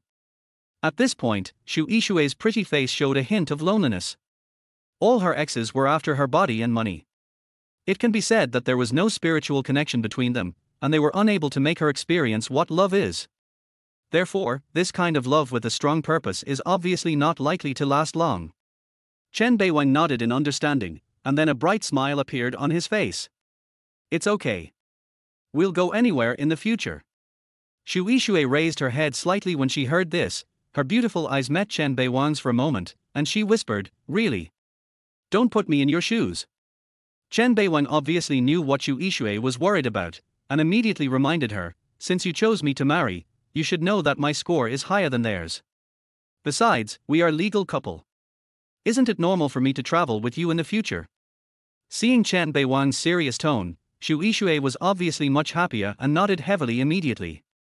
The two continued shopping and indeed bought a lot of daily necessities and household appliances. Although the villa is very nice, it was not popular in the past and Xu Yixue only stayed there occasionally, so it still lacked a lot of things. She went shopping today and bought everything at once. Of course, it was impossible for the two of them to carry such heavy bags while shopping, so Xu Yixue simply called for young men in suits. All 4 of them are good looking, and they look straight and smart in their suits. Mr. Xu. After seeing Xu Yixue, the 4 of them bowed in unison, looking extremely humble. It was obvious that they were Xu Yixue's subordinates. You transport these things to the Shishu Villa area and put them in the security room. When facing her subordinates, Xu Yixue no longer had that gentleness in her eyes, and her tone was just like when she first met Chen Beiwang, strong and capable. Chapter 23 Meet the old aunt again. Okay, Mr. Xu. The 4 of them were very obedient and started moving things. Seeing this, Chen Beiwang asked with a smile, Wife, are these all your men? The word, wife, made the 4 people stunned. Their expressions visibly became shocked, and then their eyes all turned to the young Chen Beiwang. Yes, they are all employees of my company. Xu Yixue seemed not to have noticed the shocked scene of her subordinates, and nodded in gentle voice in response. It was as if she didn't care whether her employees would spread the news after returning to the company, or she even wanted the company to know about her marriage. After a brief shock, the 4 employees quickly picked up their things and left, obviously a little afraid of their boss Xu Yixue. Why don't you ever ask me about the company? Seeing the employee walking away, Xu Yixue turned to look at Chen Beiwang and asked curiously. Why should I ask if you don't tell me? Chen Beiwang shrugged, I think this is the minimum respect for my wife. Xu Yixue nodded thoughtfully, and then said seriously, I run a real estate company, which has been listed and is valued at several billion. Although Chen Beiwang had long guessed that his wife's business was very large, he was still shocked when he heard the billions. Why does it feel like I'm seeing a female boss in a novel? Billions, no wonder a gigolo cost Xu Yixue more than 4 million in just 4 months. It turns out that in Xu Yixue's eyes, this little bit of money is not really money. Why are you telling me this? Do you want me to secretly find a way to seize your assets? Chen Beiwang joked with a smile. Unexpectedly, Xu Yixue shook her head and said, "No, you are not that kind of person." What kind of person? This time it was Chen Beiwang's turn to be curious. You are not someone who is after my money. Hearing this, Chen Beiwang shook his head and laughed. Wife, don't forget, we were able to get married because of the 100,000 yuan pocket money every month. I know, but that's how you make me feel. Xu Yixue's voice was gentle yet firm, as if she had not misjudged the person this time and had deep trust in Chen Beiwang. Chen Beiwang was obviously caught off guard and at the same time felt a little touched by this. Because Xu Yixue was right, he really didn't come here for the money, but if he was forced to give a specific reason, Chen Beiwang couldn't say it. It just feels like when he's with Xu Yixue, he doesn't feel as tired mentally. Cut. Of course, this did not prevent Chen Beiwang from continuing to tease Xu Yixue. I paid for all the things you bought just now. If I had known you were so rich, I wouldn't have spent that 100,000 yuan. It hurts me so much. You. Xu Yi's watery face flushed red. Of course, she knew that Chen Beiwang was joking on purpose, but since the conversation had come to this point, she had to continue. How about I raise it to 500,000 per month? Chen Beiwang almost dropped the ice cream in his hand. He waved his hands hastily. Don't worry, wife. 100,000 is very good. Too much money will have the opposite effect. Haven't you heard that men become bad when they have money? I'm afraid that 100,000 yuan is not enough for you. I'm not a money-eating beast. Isn't 100,000 a month enough for anything? Chen Beiwang said helplessly. Wife, don't mention this anymore. 100,000 yuan is more than enough. Okay then. Xu Yixue nodded obediently when she heard that, but she was actually relieved in her heart. She just spoke for the purpose of experimenting. If Chen Beiwang really couldn't resist the temptation and readily agreed to 500,000 yuan per month, then in Xu Yixue's eyes, this marriage would probably come to an end. But fortunately, Chen Beiwang held on. Yixue. At this time, a surprised call was heard. The two looked in the direction of their voice and saw a wealthy woman with an elegant and luxurious appearance standing not far away, followed by two bodyguards. Chen Beiwang's eyes widened when he saw this person, Auntie. Yes, this person was the woman who had approached him to act at the blind date corner, and was also the roamer mentioned by Xu Yixue. Roamer, why are you here? Xu Yixue was naturally very happy to see her old best friend, and she took the initiative to pull Chen Beiwang over. Seeing the two of them holding hands, Roamer smiled. TSK, what a loving couple tilder. Auntie, you are so unkind. Chen Beiwang saw Xu Yixue's face turn red, and immediately changed the subject and pretended to complain. At first you said it was an acting gig, and you were going to give us over 10,000 yuan in performance fees, but in the end it became real, and we both got married. What old aunt? That's so ugly. Roma rolled her eyes at Chen Beiwang in annoyance. My name is Zhao Rong. Since you are already Yixue's husband, you can call me Sister Ronger from now on. I am 5 years older than her. Don't be so ungrateful, kid. With Yixue's conditions, you two can get married and be happy.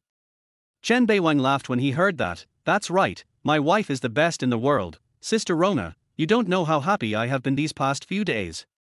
Sexual happiness. Zhao Rong showed surprise on her face, and then looked at Xu Yixue with a smile.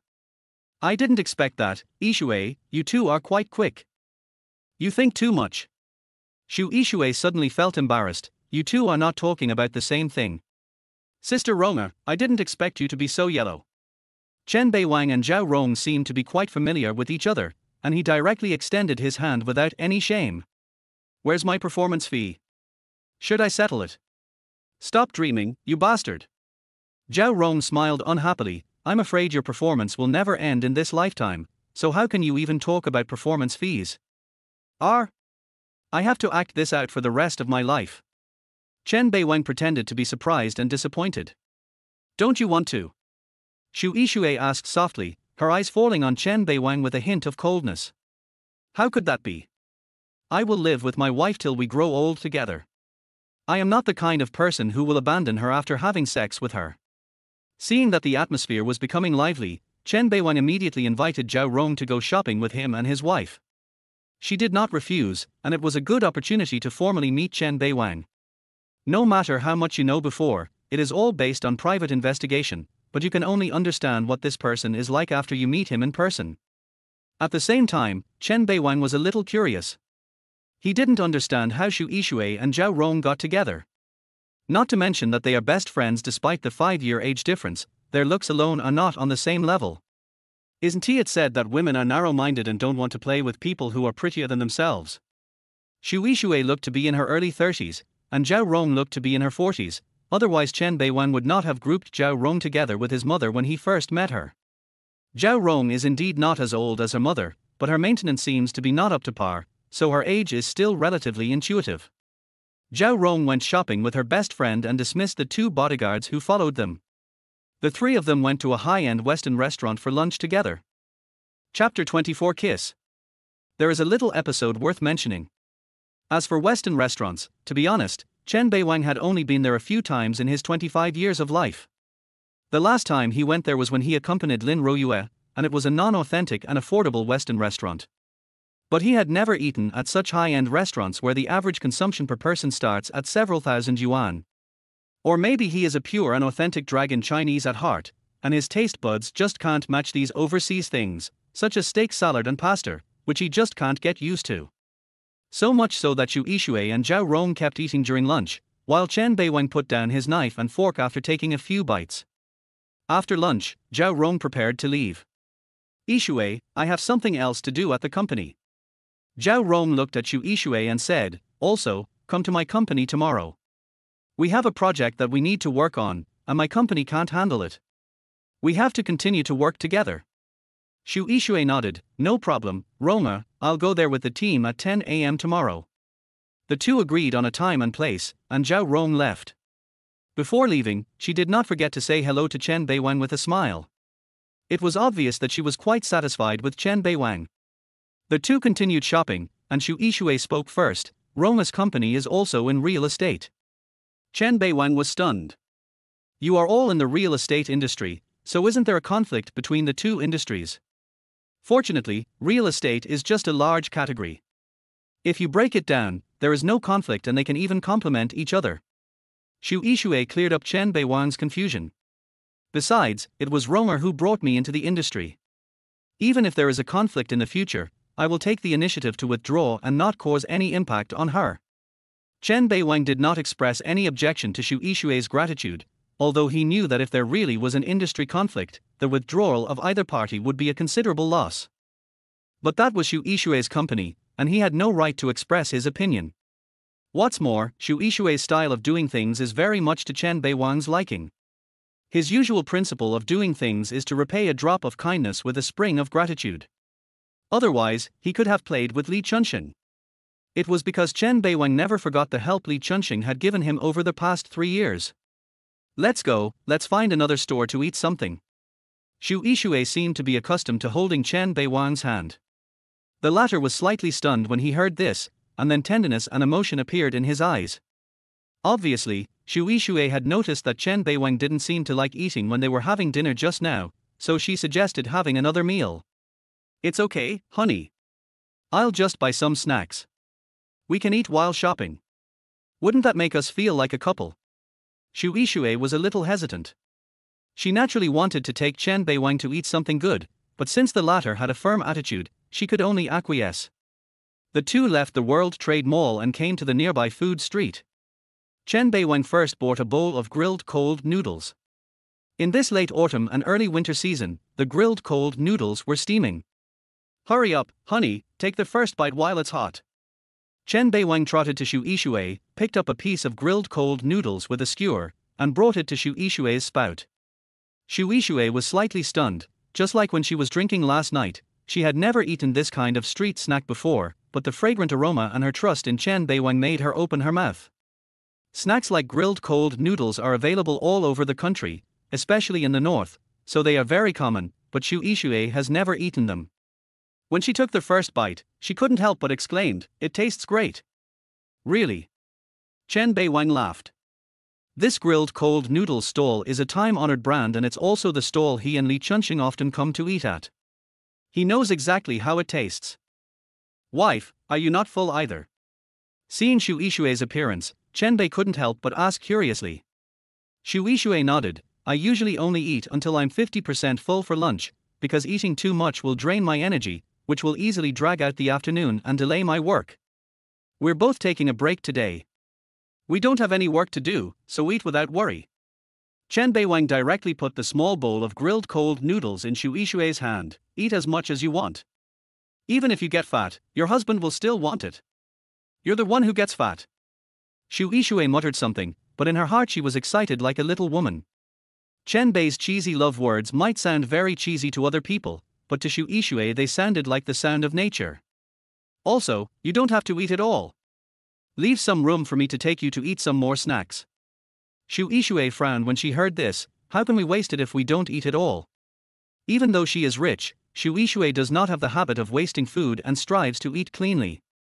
Chen Beiwang particularly appreciated this point. In comparison, Lin Royue's habit of throwing away any delicious food after just a few bites was simply idiotic. You eat some and leave the rest to me, Chen Beiwang said with a smile. This way we can be considered to have kissed indirectly. We have been married for several days, but I haven't even kissed you on the mouth. Although she knew that Chen Beiwang was joking, his words made Xu Yixue feel a little embarrassed. She probably felt that she had violated the meaning of the word marriage, so she immediately took out a tissue to wipe her mouth, and then suddenly approached Chen Beiwang before he could react. Boo tilde. A light kiss fell on Chen Beiwang's lips, and the latter was suddenly stunned. Okay, I kissed you. Xu Yixue's face turned red as hell, and she lowered her head, not daring to look at Chen Beiwang. However, Chen Beiwang touched his lips and said with recollection, it doesn't feel as good as last night. What last night? You were drunk last night, and we hugged and kissed for a long time. Silence. Bang. Xu Yixue hit Chen Beiwang with her little pink fist, her face full of shame and embarrassment. This bastard actually lied to me. She was really drunk last night and had no memory of what happened. Does anyone know that I kissed him passionately? Chen Beiwang enjoyed the powerless fist with a silly smile on his face. Wife, kiss me more in the future. The more you kiss, the warmer our relationship will be. Go to hell. Xu Yixue was already thin-skinned, and she couldn't stand still and walked quickly forward. Chen Beiwang followed her shamelessly and held her soft and boneless little hand tightly. Next, Chen Beiwang took Xu Yixue and started a sweep of the entire food street. Everything that Chen Beiwang thought tasted good was ordered. The two chatted and laughed while eating snacks, and the leftovers were given to Chen Beiwang to finish. At first Xu Yixue was a little shy. After all, this action was too ambiguous, but when she thought about the other person's identity being her own man, her unnecessary shyness disappeared. Both of them had a lot of fun. With the presence of Chen Beiwang, a lively guy, Xu Yixue always had a gentle smile on her face. However, the two of them didn't know that not far away from them, several people were looking at this scene in surprise. That's Wangzi. Chapter 25, Unfaithful Man. The joyful day was coming to an end, and Chen Beiwang and Xu Yixue returned home together under the setting sun. But the smile on Xu Yixue's face did not disappear. She seemed to have never been so happy. Even though, what they were doing was just a daily routine of an ordinary couple, but for Xu Yixue, it was better than more than 10,000 days of life. She truly experienced what it meant to be cared for, protected and loved. The same was true for Chen Beiwang. The feeling that Xu Yixue brought him was something that Lin Royue had never given him. It was a comfortable and warm feeling like a spring breeze, which made him find his own paradise. At dusk, the two of them decided at the same time to have dinner at home. They both needed this feeling of warmth. Candles, music, red wine, and dim lights. Chen Beiwang and Xu Yixue prepared a candlelight dinner for each other. The two of them had a heart-to-heart talk once again, like old friends who could talk about anything and confide in each other like they were in a tree hole. Chen Beiwang always looked at Xu Yixue with a gentle smile on his face, and it seemed that even he himself had not realized that this woman, who was 15 years older than him, had gradually walked into his heart. Late at night, the street lights outside went out one by one, and the howling of the cold wind of late autumn could be heard in the quiet villa, but it was warm inside. It's not the temperature that's high, it's the warmth of people's hearts. After dinner, Chen Beiwang didn't have to wash the dishes this time. After all, the dishwasher was not bought for nothing. The two sat on the sofa and chatted for a long time, until late at night. Xu Yixue got up and walked upstairs. Good night, my wife. Chen Beiwang walked to the door of the second bedroom with a grin on his face. However, just as he pushed the door open and was about to go in, he was stopped by Xu Yixue, who had returned. Since you are husband and wife, and newlyweds, why would you sleep in separate rooms? Xu Yixue seemed to have become much bolder, or perhaps the slight drunkenness made her a little bolder. One sentence made Chen Beiwang's face turn from a daze to ecstasy in an instant. Go to bed. Chen Beiwang excitedly pulled the blushing Xu Yixue into their master bedroom, closed the door neatly, and turned off the lights. This night is destined to be sleepless. The next morning, Chen Beiwang walked out of the bedroom refreshed. Inside the half-open door, on the luxurious big bed, a beautiful figure was still lazily lying unwilling to move. Chen Beiwang smiled lightly and went downstairs to prepare breakfast. He knew the woman's shyness, so he didn't rush her. He put breakfast on the table and went out. Wife, remember to have breakfast before going to work. After sending a WeChat message, Chen Beiwang drove the DBS to the company. When Xu Yixue got up and went to the restaurant, when she saw the exquisite and nutritious breakfast on the table, her face revealed the happiness of a little woman. Last night, she started a new life and also broke free from the shackles that had held her for 40 years. I felt shy at first, but looking back I was filled with love. After a delicious breakfast, Xu Yixue changed her clothes, packed up and went to her real estate company. When she came to the company as usual, she was still faced with respect from her employees. She went to her office and called her trusted secretary, a female career elite in her 30s named Liu Ku. Liu Ku has been following Xu Yixue since graduation, which is nearly 10 years now. He is not only Xu Yixue's absolute confidant, but also has a relationship similar to that of a friend. Liu Ku walked into the office with documents in his arms, and was slightly stunned at the first glance. What's wrong? Seeing Liu Ku standing there in a daze, Xu Yixue couldn't help but ask. Mr. Xu, why do I feel like you've changed so much today? Really?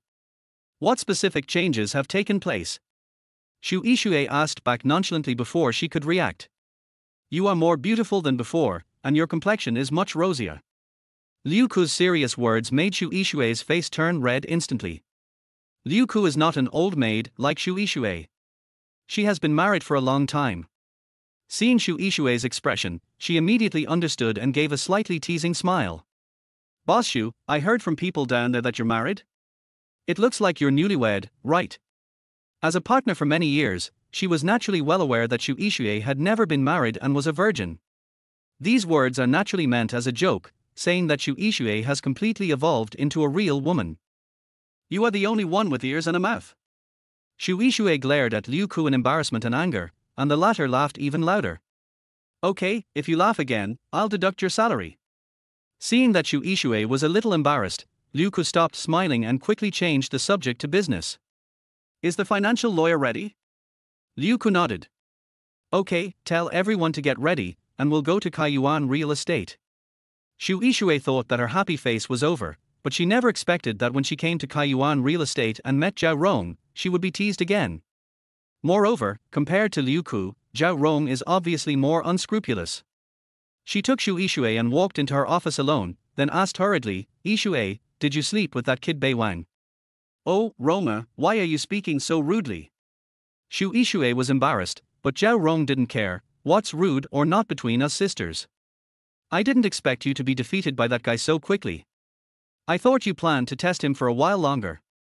When mentioning Chen Beiwang, Xu Yixue's beautiful eyes were filled with affectionate love. He's fine. That's good. Roma. Xu Yixue's face turned red, which made Zhao Rong laugh. I'm talking about his character. Who's talking to you about that? I understand. I understand. Are you still going to work on the project? If not, I'm leaving. Xu Yixue was in high spirits, but Chen Beiwang was in a miserable situation. When he arrived at the company in the morning, he noticed that there was something wrong with the way his colleagues looked at him. And they seemed to be whispering something behind their backs. It was not until he met Li Chunxing that Chen Beiwang knew the reason. What?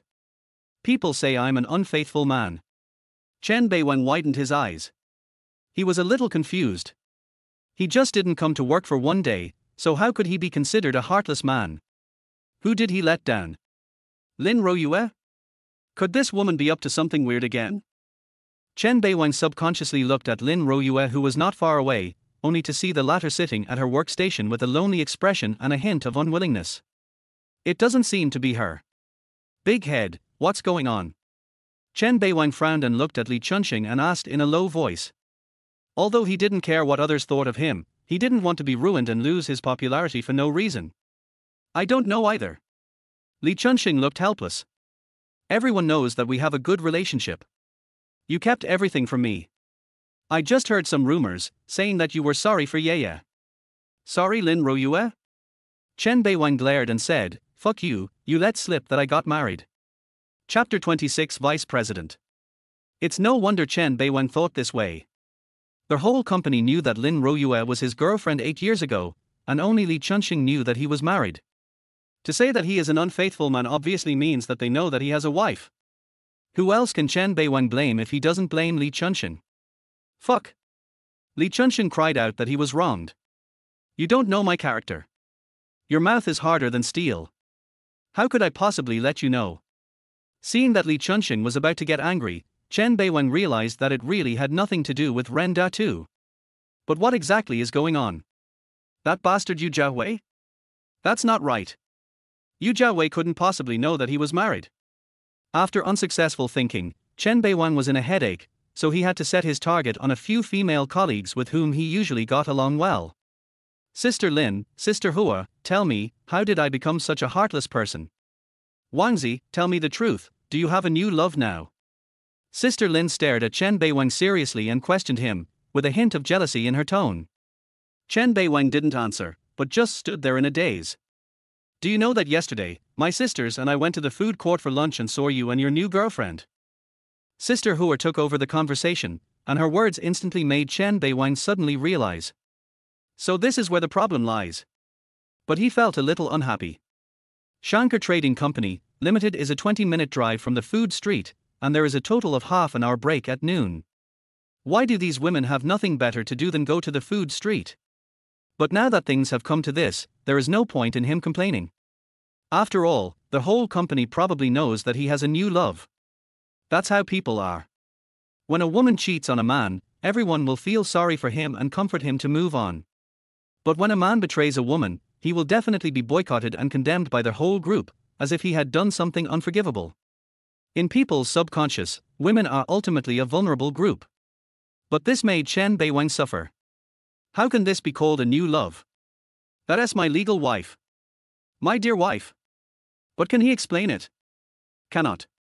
He still adhered to his own life creed and didn't want these guys who were just colleagues to know that his life had undergone tremendous changes. And it's a change in an excellent direction. As for slander and misunderstanding, let them be. Chen Beiwang gave up all thoughts of explanation and just nodded in agreement to Sister Lin and Sister Hua, indirectly acknowledging his new love. This obviously made these sisters very unhappy. Originally, without the support of Lin Royue, they all thought that their chances had increased a little, but they never expected that their home would be robbed in just a few days. Chen Beiwang is very popular among his colleagues in the company, thanks to his good looks, emotional intelligence, and his outstanding personal abilities. Besides, women are always gossipy. If a few people know about this, doesn't it mean that the whole company knows about it? Chen Beiwang did not expect that during this period of time he would become the focus of the entire company, and all kinds of strange things would happen to him one after another. If he had not done a lot of business with Li Chunxing in the past, it is possible that the management would have really fired him now. Chen Beiwang's worries were not without reason. Just when he was frowning and thinking that his reputation in the company was ruined, the company's vice president arrived. A thin man in a suit, whose height was barely 1.7 meters because of his shoes, appeared in the staff area. Minute Nan Hua, a native southerner, is also the deputy general manager of Shankar Trading Company, Limited, and has the power of life and death over all employees of the company. He is a real powerful figure. If the boss and shareholders do not express their opinions, then his words are destiny. This old guy is in his 40s. Although he is small, he is full of imposingness. He is always serious and always has a sullen face, so he got the nickname, Minute Black Face. The most important point is that he and Chen Beiwang don't get along well. Because Minute Nan Hua was lustful, he always used his position to intimidate senior officials and flirt with female colleagues in the company. As a result, 7 or 8 women were bullied by him. The feud between Chen Beiwang and him was caused by one of her female colleagues who had already resigned. At that time, Chen Beiwang went to Minute Nanhua's office to find him to sign a contract, and happened to see this old guy using his power to force the female colleague to go to a hotel with him after work to sleep. Chen Beiwang had just been in the company for a year at that time and had not yet fully recovered from the world of righteousness. How could he, with his strong sense of justice, tolerate this? When he saw Minute Nanhua reaching out to touch the female colleague's butt, he couldn't bear it anymore and rushed in and punched her. Afterwards, the company's top management held a trial meeting on the matter. Fortunately, the female colleague was a strong person and stood up to testify to Minute Nanhua's lustful and threatening behavior and tried her best to protect Chen Beiwang. In addition, Li Chunxing said all the good words he could and Chen Beiwang apologized himself, and the matter was finally over. The company gave the female colleague a compensation and let her leave the company. Chen Beiwang was not punished but received a serious warning. As for Minute Hua, the company's top management clearly stated that it would be punished, but 2 years have passed and there has been no movement. Chen Beiwang knew that the best that the shareholders' meeting could do was to reprimand Minute Nanhua, and there would be no substantial punishment. But he did not feel sorry. At least the female colleague escaped the clutches of the avildor and received compensation, and he did not lose anything. But it was that time that Chen Beiwang and Minute Nanhua officially became enemies. Why has Yu Jiaowei been able to thrive in the past 3 years? It's not because of his cousin who works in HR, but because of Minute Hua. To be precise, Yu Jiaowei's golden ticket to immunity from death is Minute He Lian. It is because of his instigation behind the scenes that Yu Jiaowei has been able to take the initiative to cause trouble again and again. The influence that a vice president of a listed company can exert within the company is enormous. Seeing Minute Nanhua appearing calmly, all the colleagues lowered their heads and pretended to be busy, not even daring to breathe. Yu Jiaowei's face was full of excitement. He knew that Minute Nanhua must have come to find Chen Beiwang, which made him say in his heart that Chen Beiwang's good days were over. Because he heard from others that Chen Beiwang's new girlfriend was extremely beautiful, gentle and generous. This made him extremely unhappy.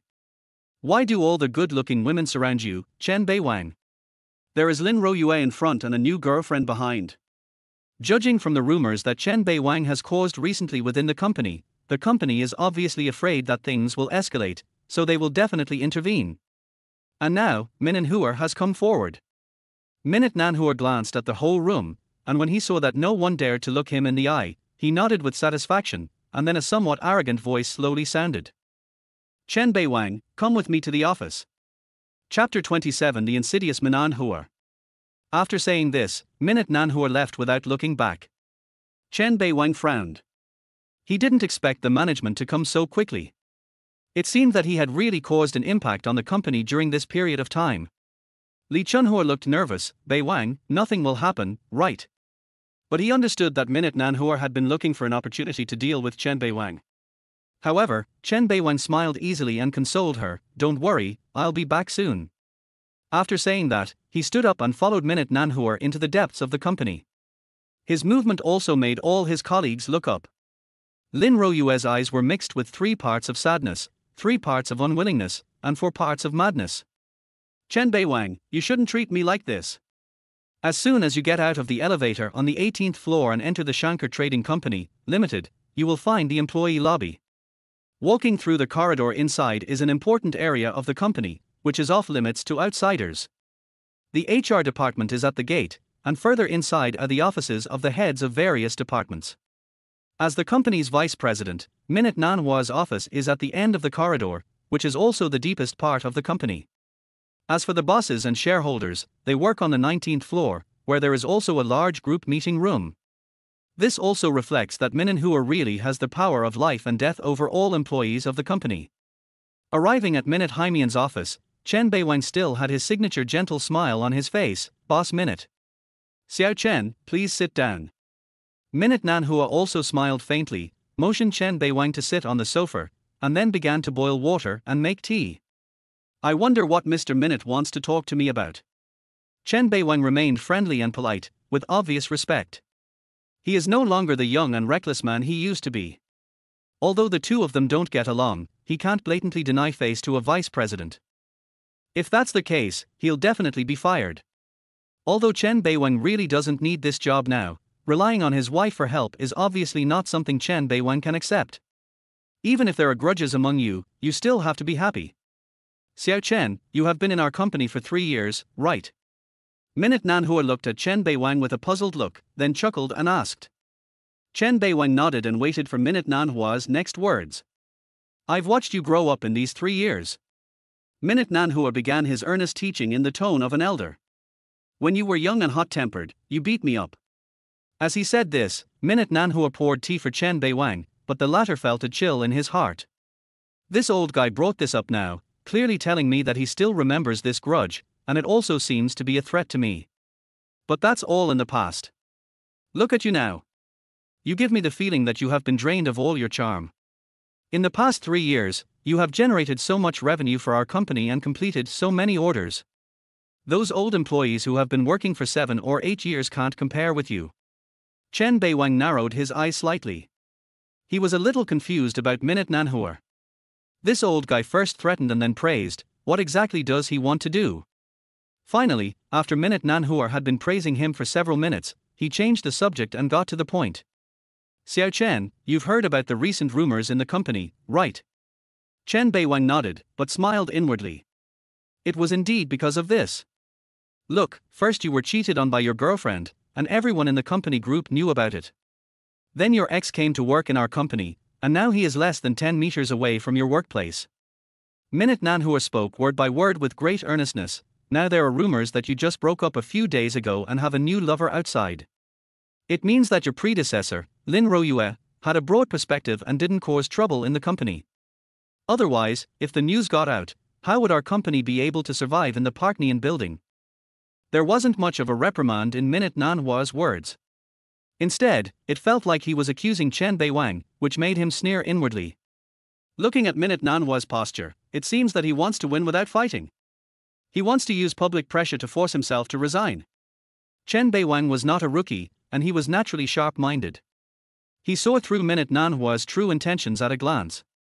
No wonder the old guy first warned and threatened me verbally, and then played the emotional card. It turned out that he wanted me to leave on my own initiative with guilt.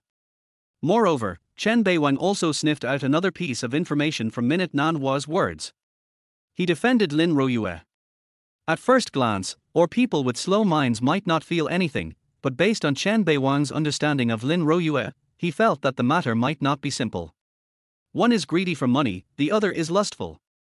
Lin Ru came to Uecker Trading Company, Limited to get back together with him, but what if she knew that he had a new love? Will she wait for an opportunity to take revenge and then quickly look for a new target? Meeting. Chen Beiwang knew Lin Royue too well.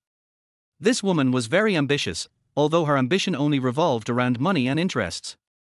But it is precisely because of this that her thoughts are more easily exposed. Chen Beiwang's intuition told him that Lin Royue might have already boarded Minhua's ship. As for when they met, Chen Beiwang was not interested. He just needed to guess the truth. Mr. Minute, what do you mean? Chen Beiwang still had a smile on his face, but there was a hint of coldness in his eyes. Xiao Chen, don't blame me for not helping you. It's just that what happened to you recently has had such a huge impact on me. Minute Nanhua pretended to do his best and said, the big boss and the shareholders have even held a meeting to deal with you. Everyone is quite dissatisfied with you. As he spoke, Minute Nanhua took out 2 contracts from the drawer. Here is a termination contract and a compensation contract. If you sign, the company will give you 6 times your monthly salary as compensation, along with a humanitarian aid package. You should understand that you are the one who caused all the public opinion. As long as you leave the company, the public opinion will naturally fall apart. Chen Beiwang did not respond in a hurry. He just looked at the 2 contracts in front of him calmly, and the last glimmer of hope in his heart was shattered. Boss Minute, I overestimated your vision. Just when Minute Nanhua thought that he would sign it 100%, Chen Beiwang's words made him frown. What's the meaning? I did beat you up 2 years ago, but I didn't expect you to hold such a grudge. Chen Beiwang smiled and shook his head, but his smile was full of ridicule. As long as I sign, it will be considered a voluntary resignation. Not only will the company not compensate me, but they can even ask me for compensation in the name of the labor contract because my resignation has not been approved by the Human Resources Department. Am I right? Minute Nanhua's face changed, and without waiting for him to explain, Chen Beiwang stood up swiftly. But as long as I don't take the initiative to resign, you won't be able to drive me away given my contributions to the company over the years. Mr. Minute, we still have a long way to go. I will play with you slowly.